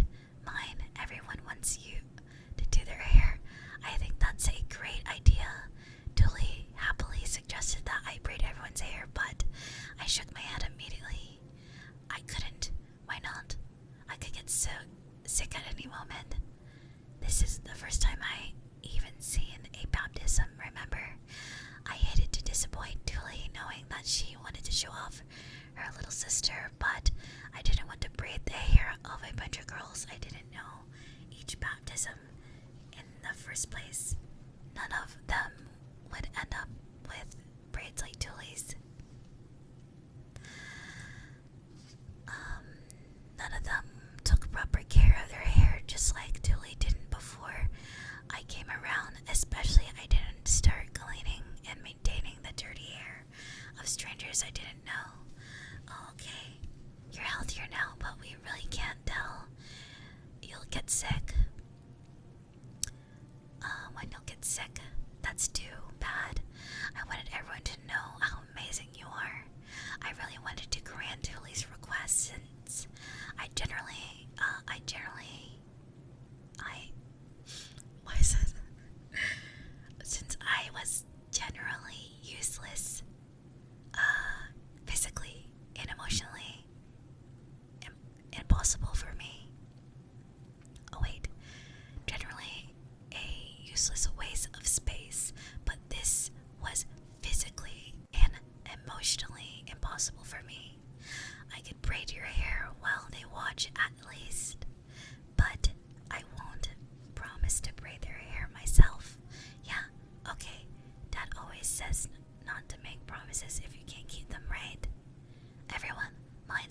could teach you how to make braids like this. Tulie, satisfied with my compromise, went ahead and planned a future gathering by the well where I would show them how to braid.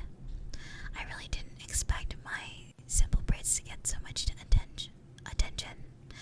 Now I knew my mom declined to have hers braided too.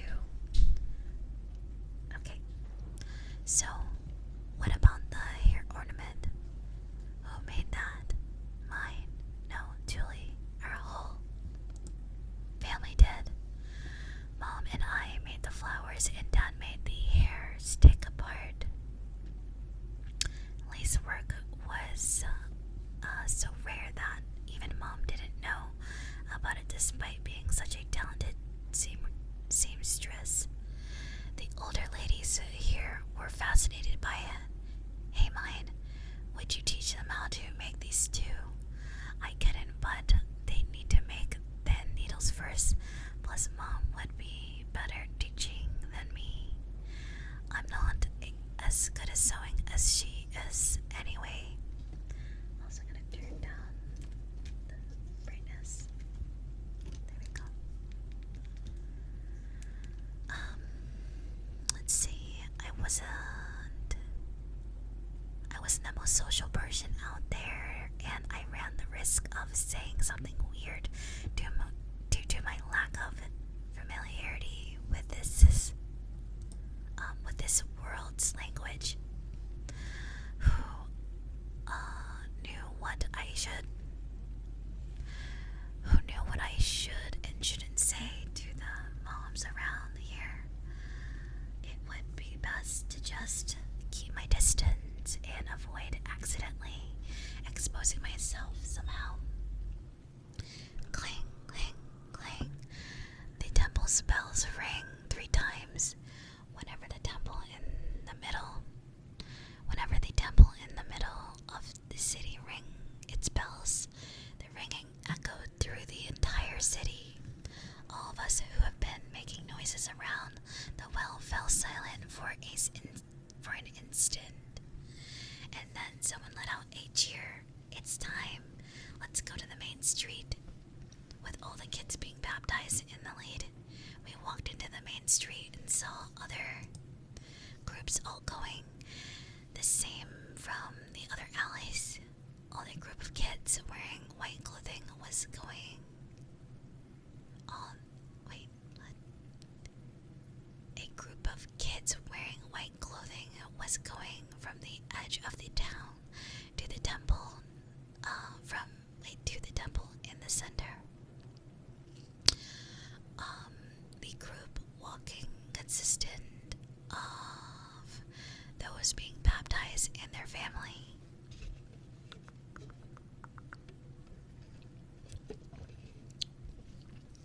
From the sides of the street, with everyone else watching, this feels pretty similar. The way people on the sidelines waving and cheering as those on the road advance forward made it feel just like a marathon. Distant cheers grew louder as the group of kids approached where we were. I looked at Tulie, who was right beside me, and saw that she had kind of stiffened up with nervousness. I stretched as far as I could and poked Tulie on the cheek. Why? Smile. You're the cutest when you smile, Tulie. Believe me. Tulie's eyes opened up wide, and then she smiled like she usually did. Geez, mine. That ain't right, mine. Tulie's the cutest even when she doesn't smile. What am I gonna do with you, Dad? Soon enough, we saw the front of the crowd. In the midst of the loudest cheers, clapping, and whistling yet, I saw plenty of kids wearing similar white clothing. Some had the brightest smiles.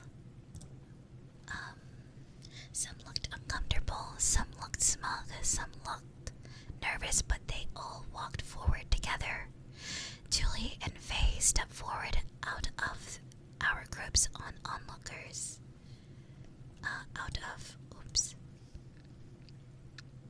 Out of our group of onlookers, they walked forward briskly, watching the group of kids, and then joined in the back. After confirming they had safely joined the group, we and Faye's family joined the group of families further in the back. More and more kids joined bit by bit as we crossed intersections. I had no idea how huge our group would be when we reached the center of the city. Some parents were already teary-eyed from emotion just walking from within the group. For example, Dad. I jogged a bit to keep up with the procession. Procession, is that it? With the procession walking among the loud cheers with everyone else. Once the cheers were coming from everywhere, I looked around and saw people watching from the windows of their houses, and even saw some people tossing small white flowers our way, and in celebration, the flowers drifted down as if they were coming from the blue sky itself. The children in the front let out happy cries. It was so short that I could really only see the hands of kids reaching up to try and catch some of the flowers. The group stopped after reaching the foundation where the main roads connected. The kids from the other roads joined together, swelling our numbers enormously all at once. This was as far as Dad and I could go. Also, thank you for this stretch and hydrate.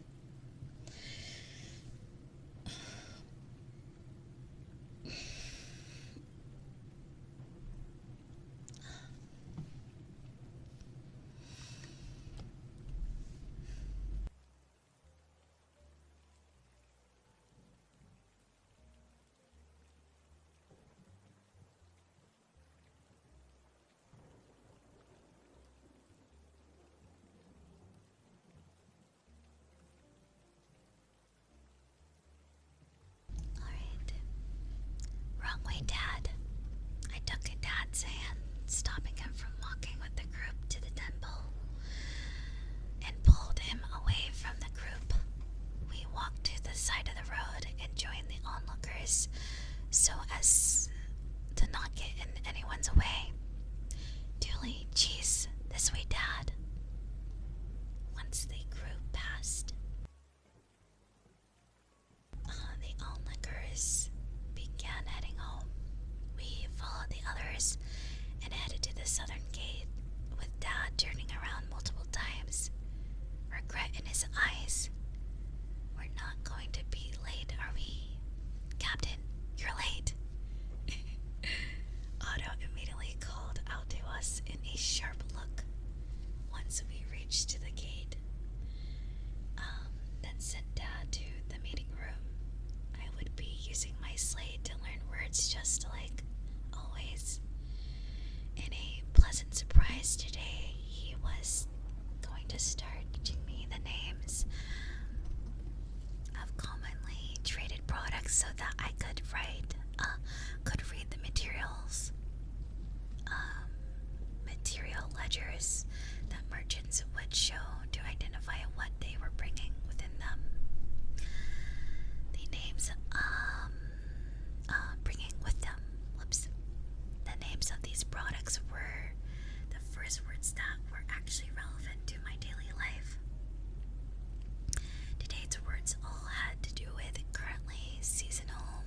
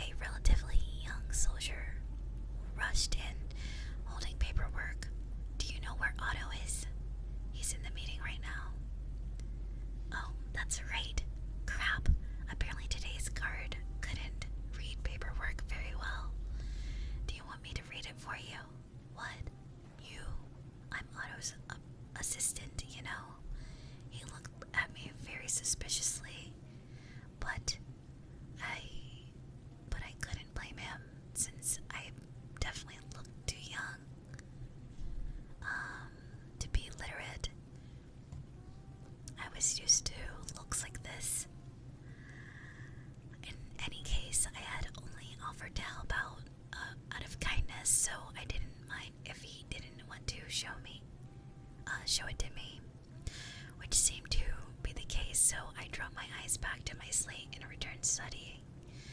"You can read?"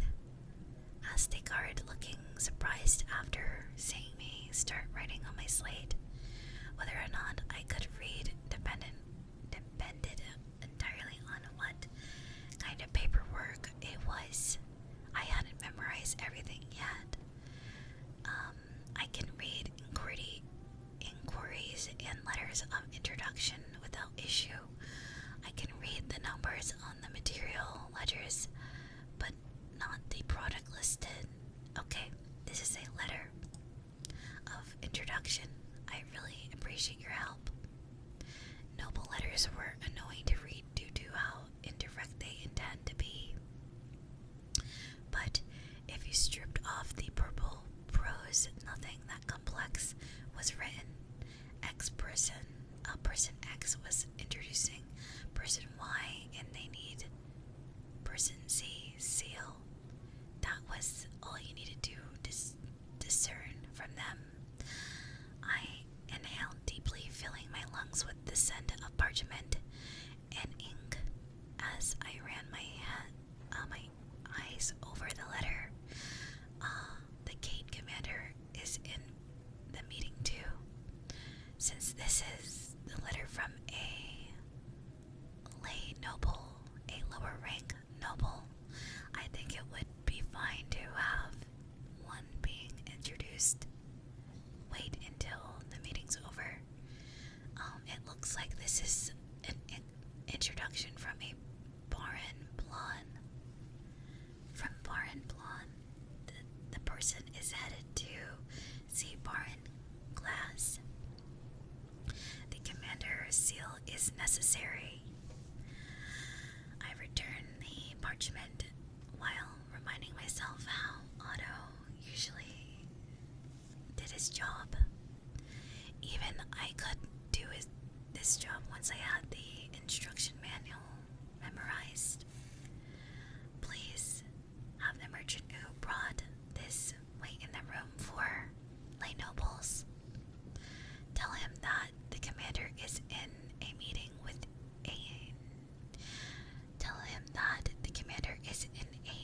with a arch noble, and he needs some time before he can give this seal. I think Baron Glass is a visitor and won't be too pushy about it.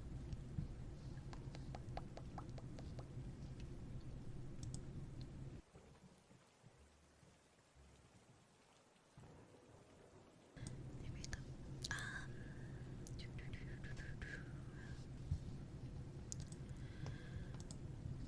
Thanks, that's a big help. He tapped his chest twice in salute, so I jumped off my chair and returned it. At some point, saluting had become second nature for me while working for Otto. At this rate, I think I might accidentally end up employed as a secretary here. I had intended to make paper and open a bookstore before my apprentice work next year began, but I had stumbled in there was no end to I had stumbled and there was no end in sight. I went back to work studying words on my slate, and soon Dad rushed in. Time to go on a second ago, someone. You can tell me on the way back. Tulie's waiting. Dad put my slate and pen into a tote bag and hoisted me up before walking out with his stuff. I started slapping my dad's shoulder, caught off guard by the pace of his walking. Dad, come on. I have a report. We're out of here before Otto sees us. Wait, I really have to report for Otto. For Mr. Otto. While we were in the midst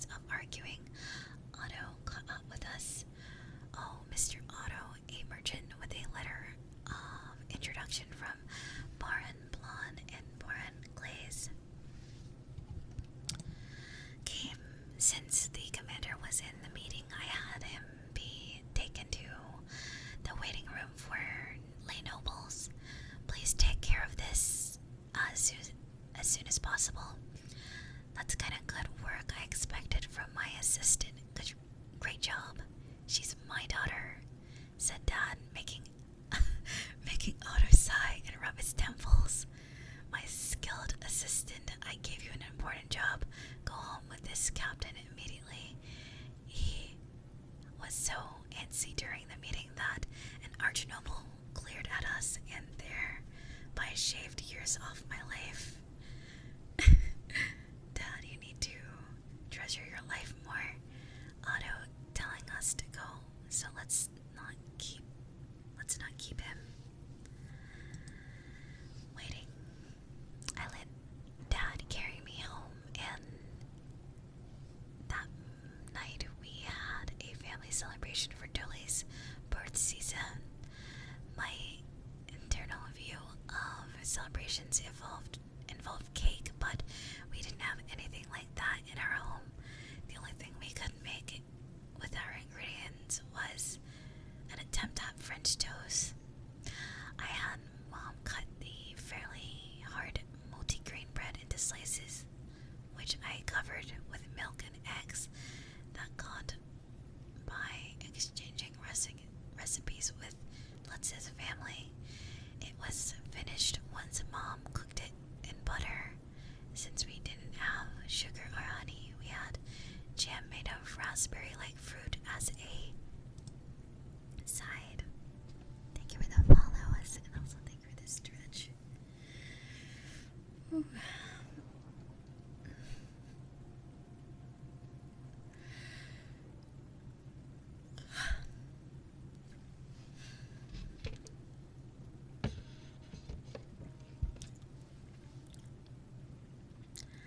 I also made one other thing for Tulie's soup.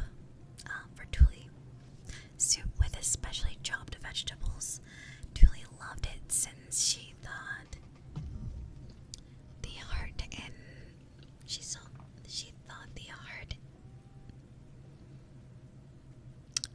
the heart in star-shaped vegetables were cute. Here, Tulie, your presents. Wow, thanks, Mom, Dad. They gave Tulie clothes and tools for work. After turning seven and being baptized, kids began work as apprentices.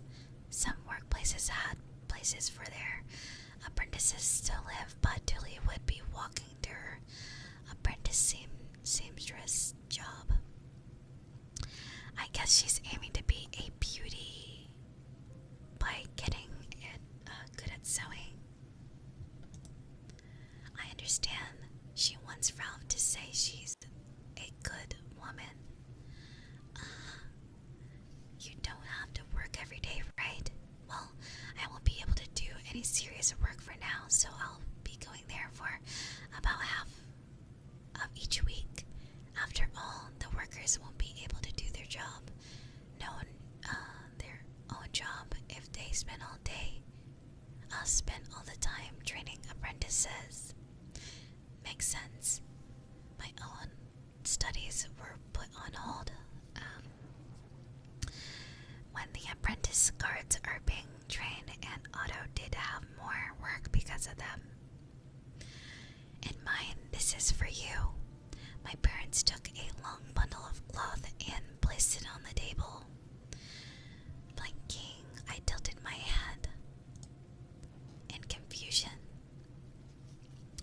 not understanding why I was being given a gift on Tulie's baptism. But I didn't get baptized today. Now that Tulie has work, it's your job to pick up firewood mine. You'll need this. I opened the bundle of cloth and saw a gleaming knife. The blade was thick and it was heavy enough to weigh my hands down. If this were Japan, my parents would be chastised for giving such a dangerously sharp thing to a child, but in this world, you couldn't yourself without a knife, so those who can't help or do anything are treated like babies. I have my own knife now. Up until now, I have been treated like a baby, helping Tulie do the real, helping at best, and just getting in the way at the worst, which is most of the time. But since Tulie was starting work as an apprentice, they had no choice but to give me my own knife. A knife. Now I can make mokan. Wooden mokan. So what is mokan?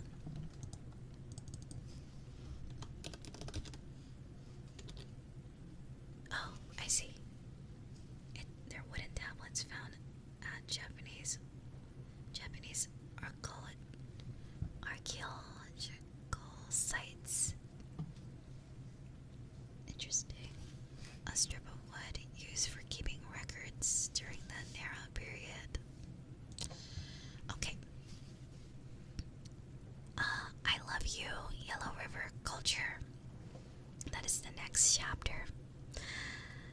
Let's see. We're halfway through. Part 6.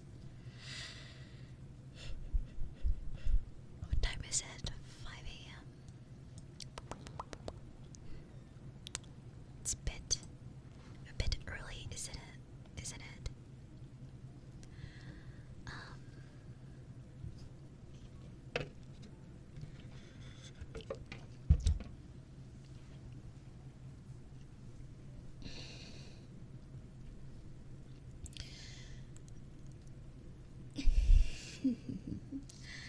Alright, I guess I'll stretch for a bit and I'll be back, guys. Give me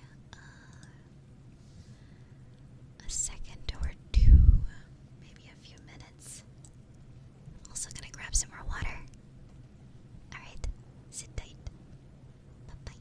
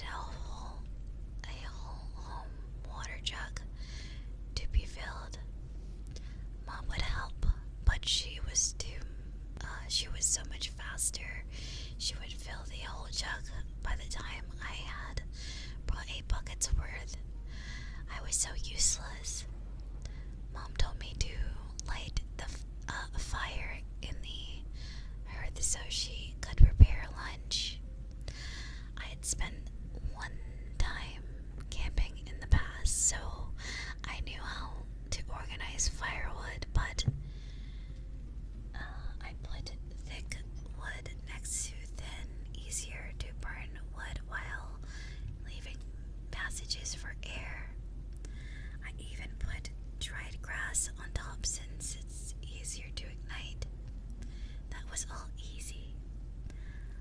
So thank you. I even put dried grass. Oh, right. I already read that. Whoops. That was all easy, but I couldn't start the actual fire. When camping, I had used a lighter. I had no experience using flint stones. I tried remembering that Tulie had one, had done, and mimicked her. I slammed the two rocks together and naturally sparks flew, but the sparks surprised me to the point I reflexively dropped the stones. After that, I became unable to slam these stones together at all, fearing that the sparks would burn me. Someone else ultimately had to do it for me. I was useless. I could help with cooking at least, but, or I thought. But no, the knives were too heavy and I needed both hands to lift them.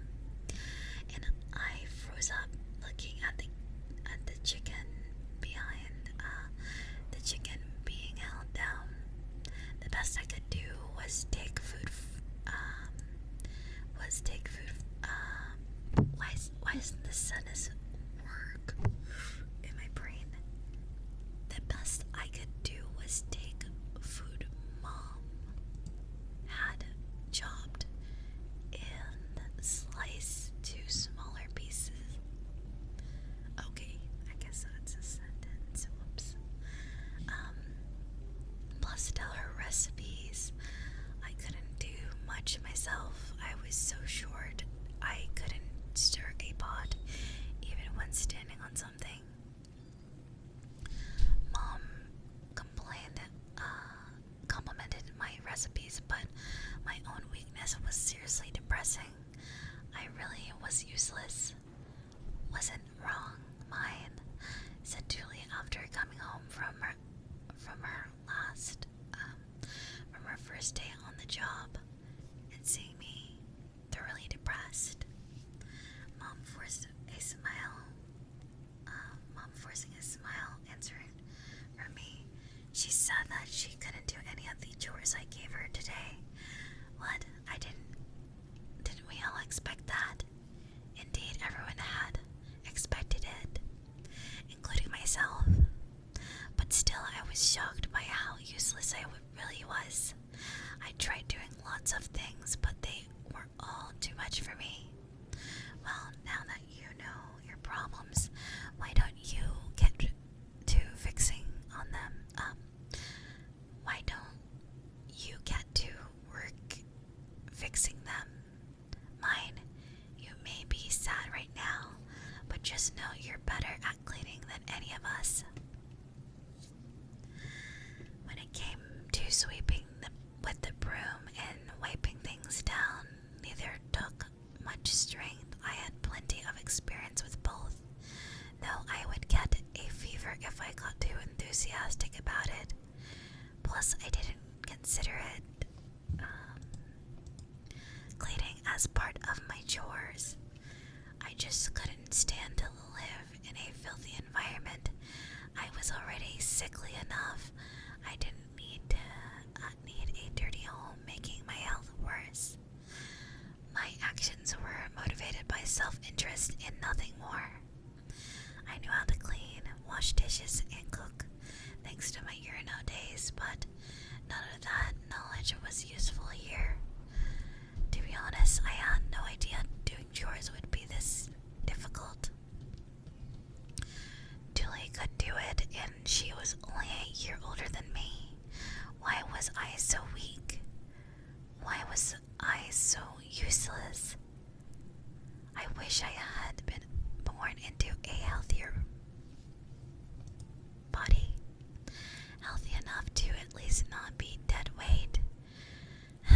Mine, are you really that worried about being useless?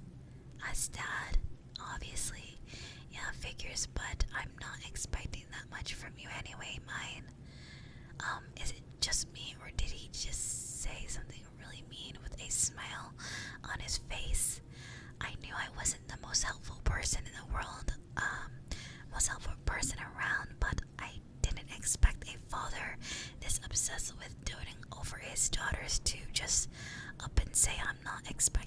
much from you anyway. Right in front of me. As I stood there stunned, my dad patted my head and spoke with tears forming in the eyes, in the corner of my eyes, or forming in the corner of his eyes. For years I've been worried that the next time you got sick would be the last of your life, but you're healthier now, and that's good enough for me, said Dad, which made Tulie shrug.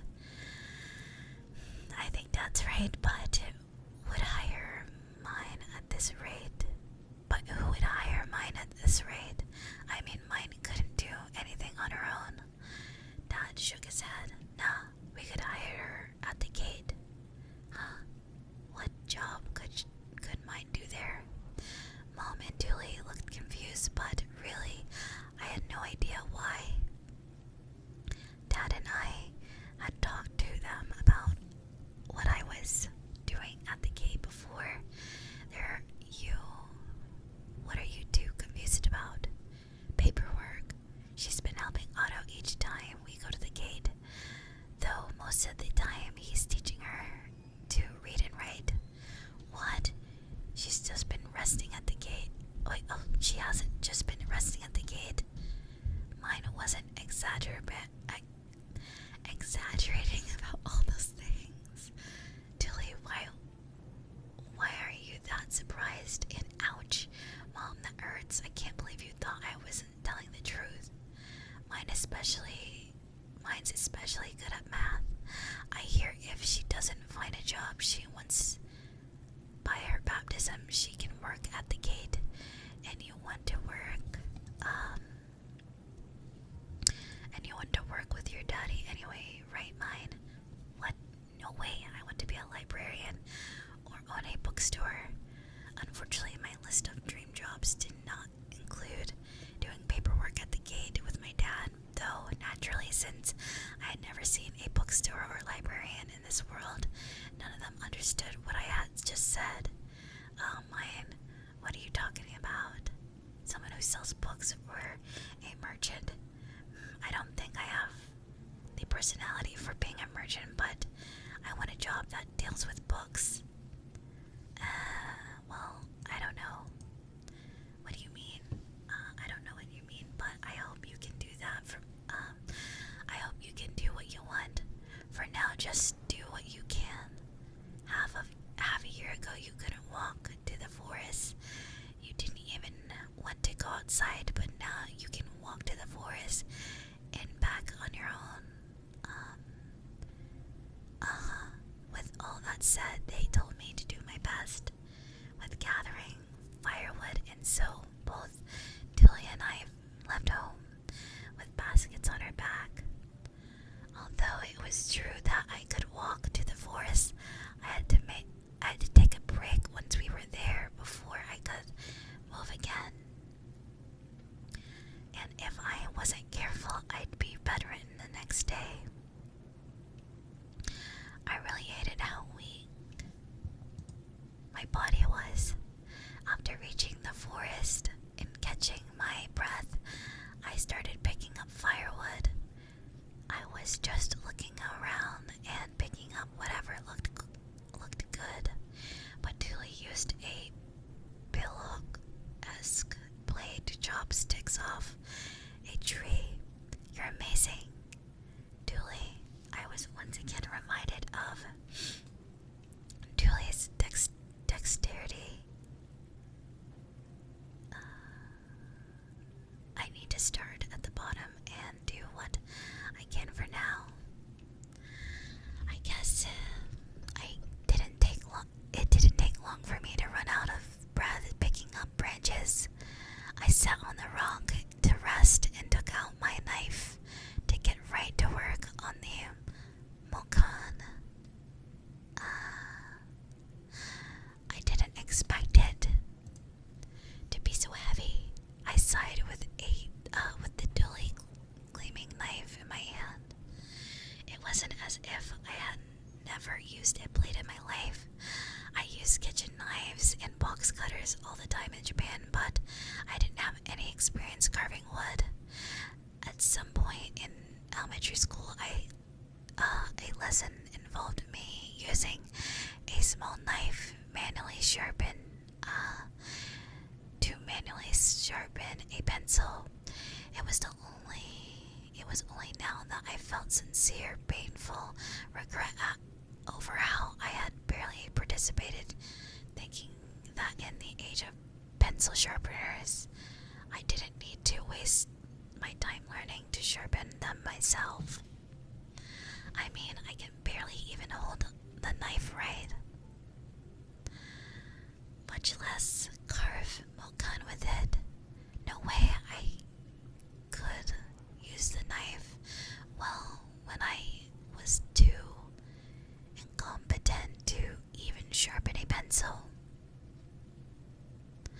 Would it even be possible for me to make mokan? To experiment, I tried carving off a little bit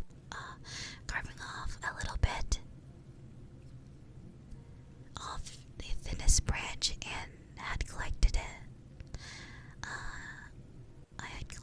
It was a struggle with my tiny hands, but I managed to get some of the outer layer off, which revealed its insides. Oh, this is kinda hard, but I think I can do it.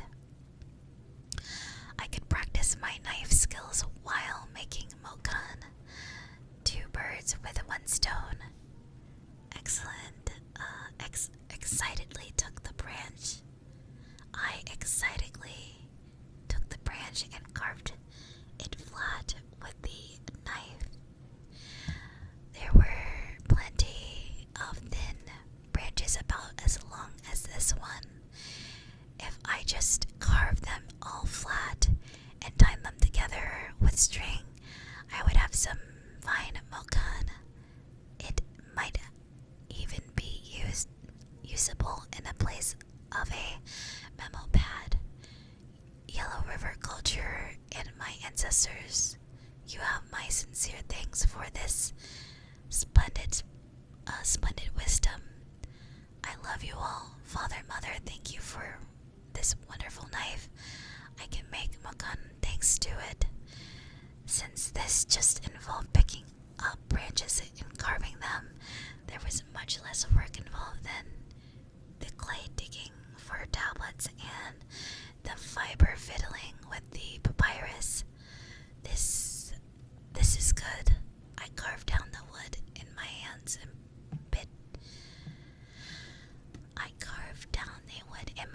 bit by bit, making it as flat as possible for the purpose of writing. Also, hello, how are you?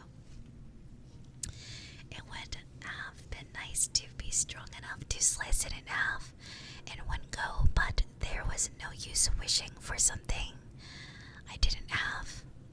I just had to take my time and put in the work to make as many mokan as I wanted.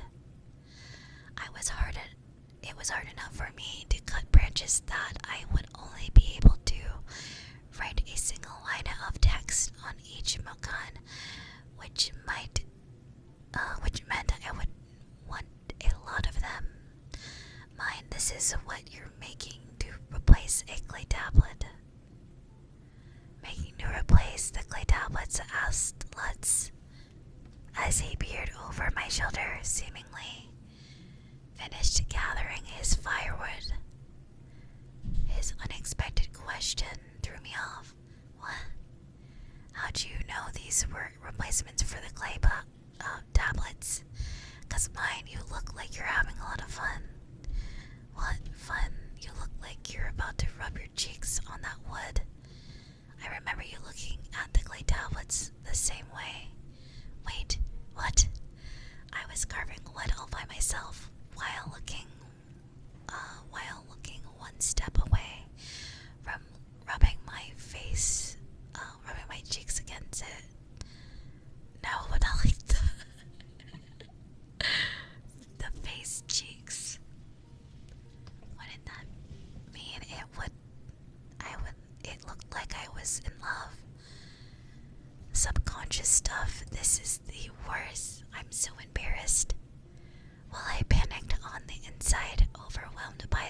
chastisement, Lutz took a hard look at the milk gun I was making. So what are you making? I'm making milk gun. Well, what? Is that something else you can write on? So I want a lot of them. It's too hard for me to make big ones on my own. I readied my knife again and began carving the branches. Lutz sat next to me and grabbed a somewhat thick branch. I'll help if you wanna thank me. You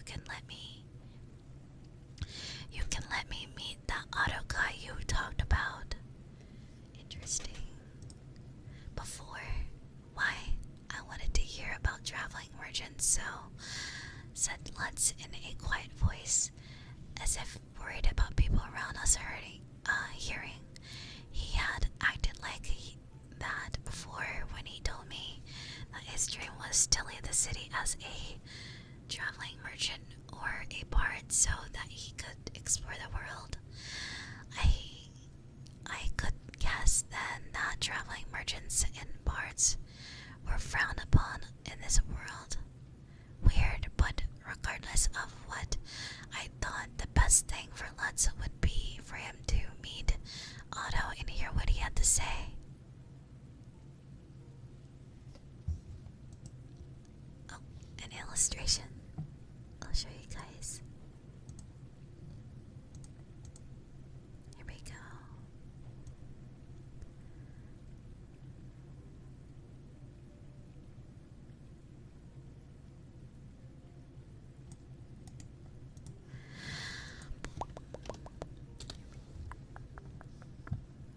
Alright, so this is mine and Lutz carving wood for the milk gun.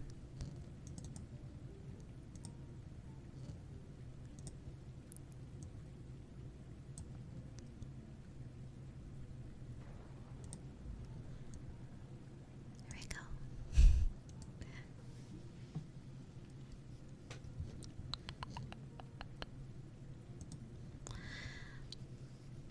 He seems like a busy person, but I'll try. Sorry if he turns me down. Hey, that's all I can ask for. Let's let out a sigh of relief as if a heavy burden had been lifted off of his shoulders. I could tell that he had never been able to talk to anyone about this before. The two of us steadily kept carving without talking much. Let's unsurprisingly had a billhook-esque knife just like Tulie, which allowed him to make several large mokan without out of thick branch. I use my knife to smooth their surfaces further. I now had wooden boards to use for mokan, but both of their sides were pure white. I wonder if they'll need me to borrow ink from the. I wonder if they'll need. Oh, I wonder if they'll let me borrow ink from the gate. Ink was generally used for paper, so it wasn't sold in stores for commoners either. And speaking of which, both ink and parchment were stored securely together. It could be that ink was just as expensive as paper. Well, I'll try and see if I can negotiate with Otto to be paid in ink from now on instead of slate pens. I can mention Lutz's request while I'm at it. I want ink is the next chapter. There was nobody to watch over me when Tulie went to work, so I went to the gate to study. I was having lots of fun now that I was writing words more relevant to my life.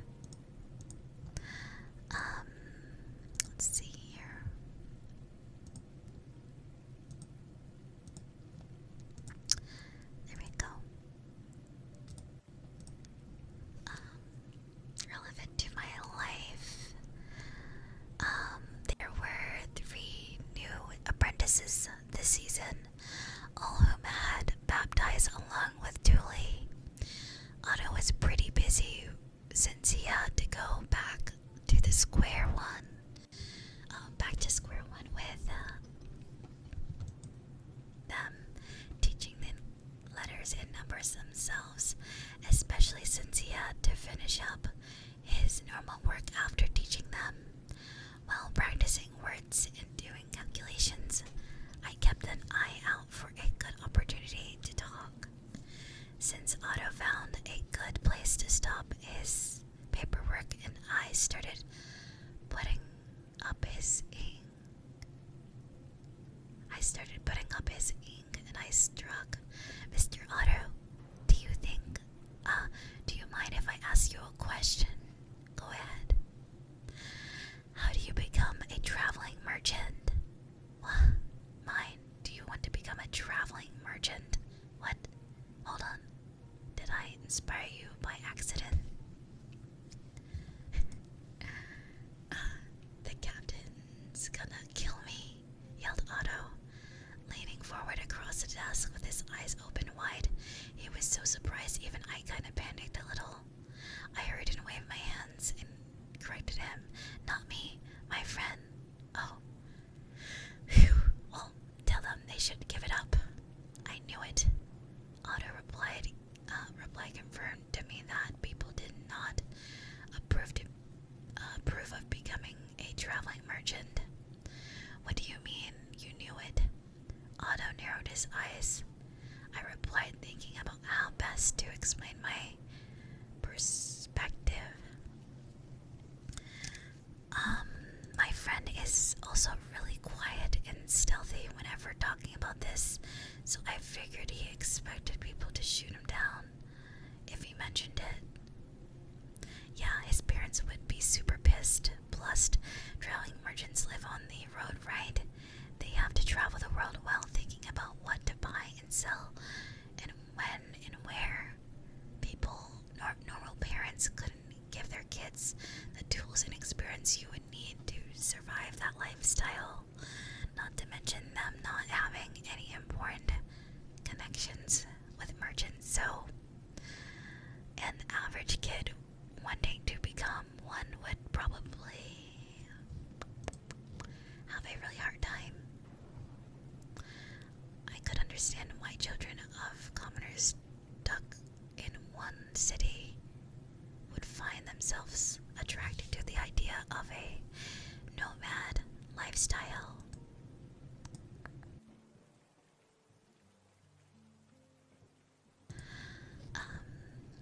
Let's see here. Okay. But the lifestyle is so different that their own life experience wouldn't prove very useful, which would make the work harder than they might think. It'll be a day after day of doing what you thought was right and being punished for it without understanding why. You might think it's best to do nothing at one point, but then you might get punished for doing nothing. There was no manual for unspoken rules. When picked up through their daily life, I knew very well how large the walls of common sense would be given my experience of being suddenly transported to another world where I didn't know right from wrong, but I couldn't just lock up myself inside my room without books, so I was forced to go outside where I was probably doing a lot really weird, where I was probably doing a lot of really weird, noticeably wrong things. I knew that if you figured that much out yourself, why don't you take care of this? I think he'll listen to you more than me since I live in the same city as him. Plus, I heard this from his dad. But don't you have connections to the merchant guild? Becoming a traveling merchant might not be out of the question, but maybe he could become an apprentice merchant and live the city to buy goods elsewhere.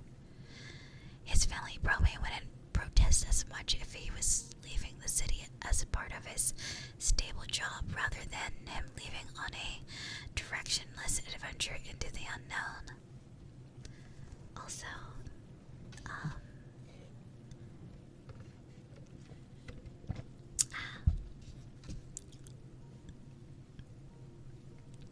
I see your point judging from your tone.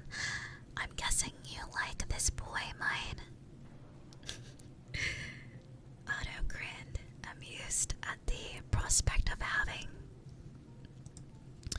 sniffed out some romance, but I just shrugged. It's not like I like him, it's just that he helps me out a lot. Nothing good will come from letting favors pile up. A boy who helps you a lot, huh? Must be that gold-haired boy, gold-haired kid, I guess. Dad was paying Lutz to keep track of my walking pace and report back to him when passed through the gate. So Otto had probably seen him before. That's right. But you're so busy with training new recruits, Mr. Otto, so that I guess you might be too busy. I've more spare time this season than any other, so no problem. How about we meet up on my next day off? Thank you, Mr. Otto. But if the season was the least busy for him, despite all the work he had, I could only imagine how busy he was when I helped him with the budget reports and whatnot. I didn't really want to think about considering how I was now his assistant. Right, there's something else I wanted to ask. Would you be okay with sharing some ink with me? You mean the stuff? Otto, with a frown, tapped the top of the shut ink jar. I nodded hard, seeing the ink swash by the clear glass. Could you pay me in ink from now on, not slate pens? 3 years of working for free, no getting paid up front. His reply was so brisk, I just blinked. Blinked in surprise, not understanding what he had said. I briefly hoped I had just misheard him, but Otto began counting on his fingers with a serious look in his eyes. Your pay will go up if you will become an official apprentice, but at the rate you're helping me now, it'll take about 3 years to afford a jar of ink, even including the bonus pay for budget season. 3 years, ink's expensive. Otto, seeing my surprise, gave a wary grin. Looks like I need to start teaching you the words to use in budgets. Think about it. Ink's only used for paperwork involving nobles, right? It's way too expensive for kids to play around with. In short, ink was simply out of my reach. Okay, I get it. Although I had finally finished the milk gun, I could only weep in despair as I had nothing to write on them with. Ugh. The second I solved my paper problem, I realized I have an ink problem. What's with this? Naturally, there were no ballpoint pens, mechanical pencils, or even ink sold anywhere near me. I could use pointed sticks. Pointed stick to write with if I just had ink, but ink was too expensive for me to buy. I roughly knew that market value of slate pencil, since I didn't know much.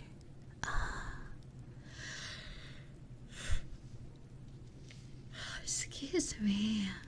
I guess it might be after this part I might get some rest.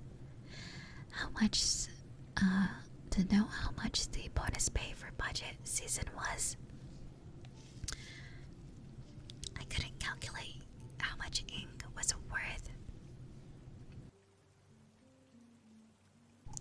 much money working for 3 years straight would even be.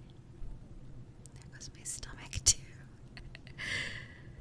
With buying, finding, asking, stealing, and making being my methods of obtaining ink, I can only consider making as a legitimate possibility. Nothing good will come from me trying to steal ink. From the workroom, it seemed that I would have to start from scratch making both books and ink. But how do you make ink anyway? I knew about mixing pigment with drying oil, but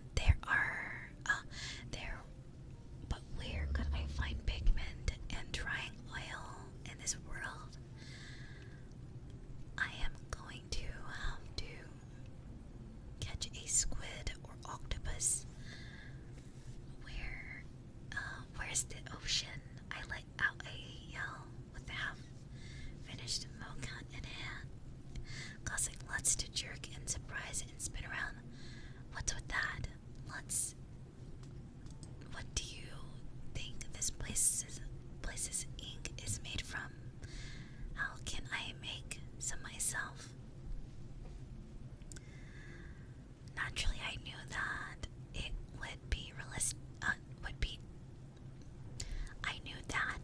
it wouldn't be realistic to try and capture a squid or octopus, but I had no idea what around me could be used to make ink. You know, what even is ink? A black liquid that you use to write letters and stuff on. It was hard to explain ink to someone who wasn't used to seeing it. I just said what comes to mind, and eventually Lutz replied while rubbing his chin. If you just want to get stuff dirty like that, why not use soot or ashes or something? Oh, that's a great idea. Let's try it. Burned firewood, left behind plenty of soot and ashes so I could get what I needed at home. We would even be burning wood today. There was no doubt I could get my hands on ashes immediately. Upon getting home, I immediately asked Mom for permission. Mom, can I use the ashes? No, dear. We use the ashes to make soap, melt snow, and dye things, and so on. It's very useful, and we can even earn money selling them to farmers. Don't take any without permission. Speaking, which I did remember helping my parents spread ash. I did just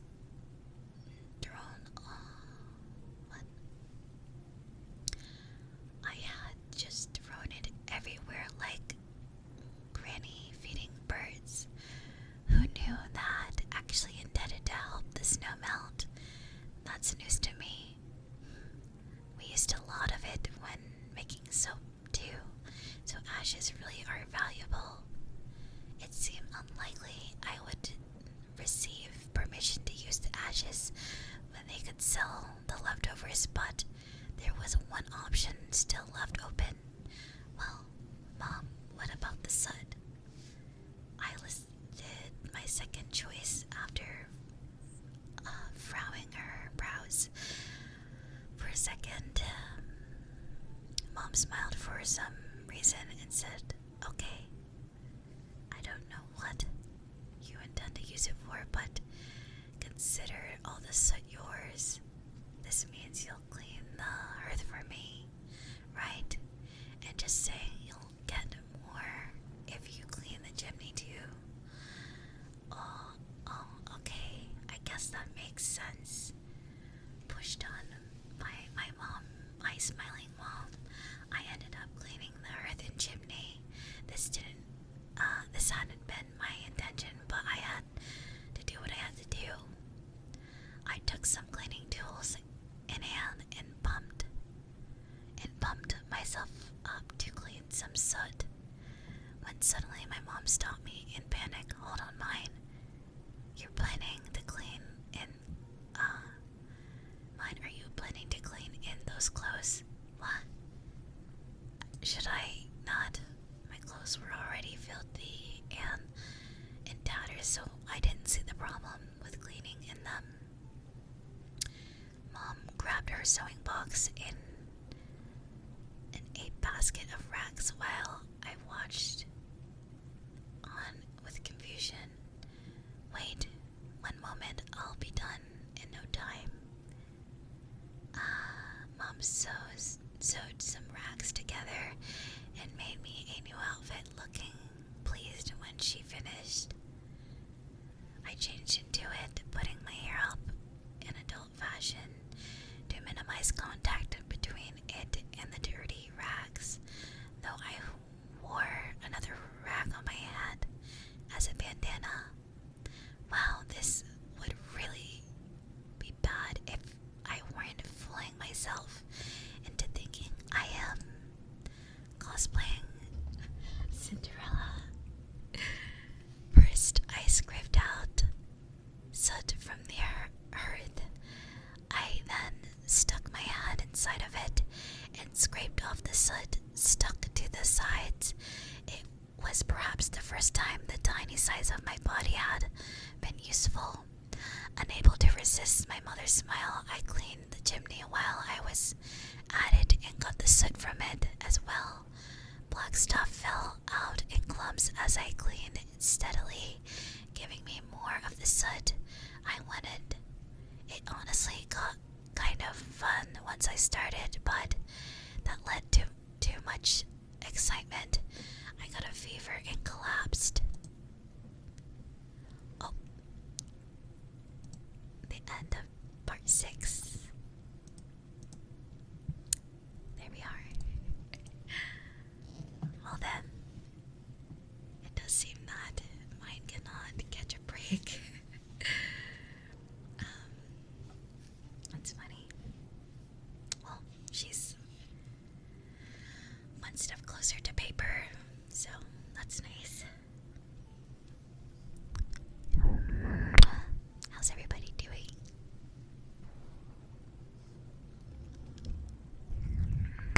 Also, thank you for the follows. Think I might be heading to sleep. Sleepy time for me.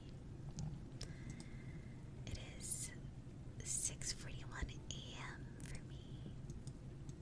Very early. But I'll be back for Minecraft today. Actually, I think I got a resource pack that adds ASMR sounds to the whole game. It replaces all the Minecraft sounds with ASMR sounds that sound like the Minecraft sounds. That's the best way I can describe it. It's really cool. So I wanted to try that out. It's by JoJo ASMR on YouTube. They made the resource pack for Minecraft. Another thing, I think mine is down, so I don't know if I can actually play, but hopefully the servers come back up. And yeah.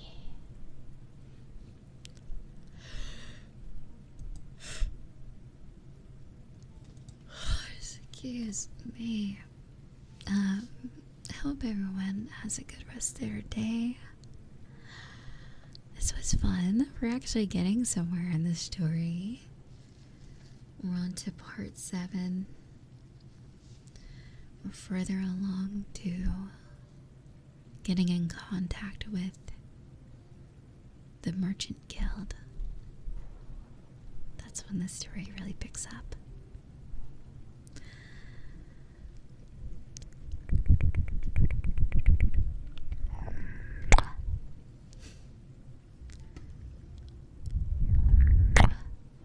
Alrighty.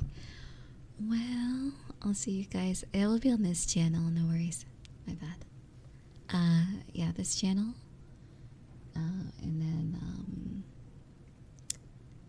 next stream on the other channel will probably be Monday or Sunday. Yeah, probably Sunday. Yeah, so tomorrow I'll stream Arloriza. I forgot, what day is it? Saturday? Yeah. But yeah. That's pretty much it. Pretty much.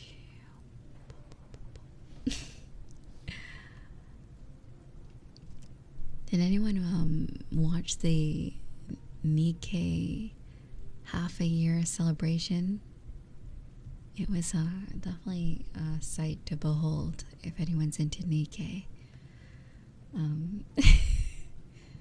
There was some VTuber and cosplayer stuff involved with it, as well as animation.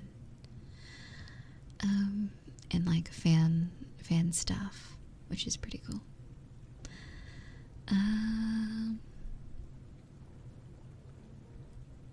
I guess that's it. Thank you for listening, guys. It's been a blast reading this story. I hope you enjoyed. Yeah. Oh, Garden was. Wow, I didn't know that. Must have missed that. But yeah. Today was fun. I got 2 whole parts done. That's an achievement. Maybe I should start doing that as two parts per stream, depending on how long they are. I think they're about the same length. So we're almost done with the book. Actually, let me see. For the first volume, we are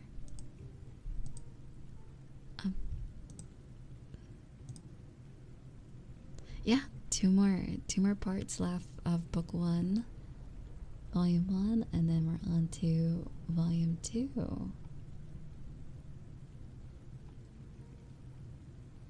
Oh, this is Part 1, Volume 1. The structurings for the chapters is very strange, but yeah, we'll be on Part 1's Volume 2. Yeah.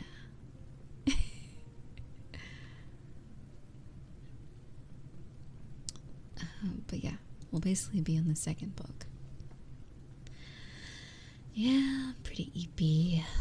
Pretty eepy. More like exhausted of talking. I probably will be awake for a little longer. Probably get some breakfast and chill out.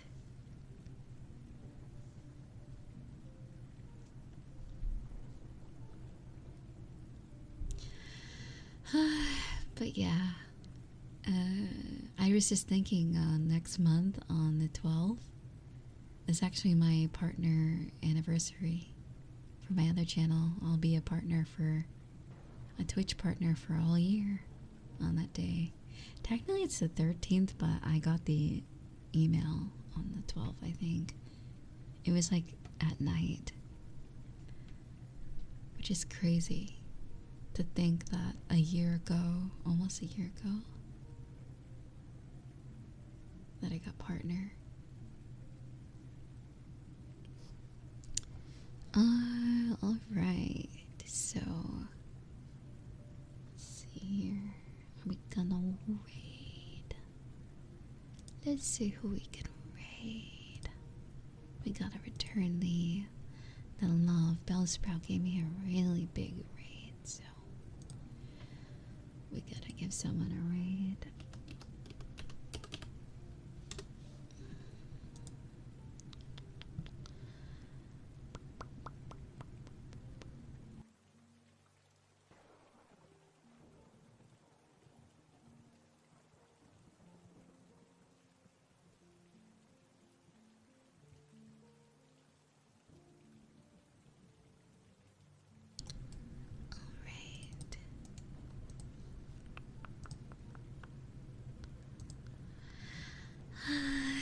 Thanks for joining me, guys. It's been fun. Thank you for the follows as well. I'll see you guys soon. Hopefully I can get the Minecraft working. The servers were down today, so I was actually wanting to play tonight, but it did not work out that way. Alright. Bye-bye. Have a good night or morning. I'll see you guys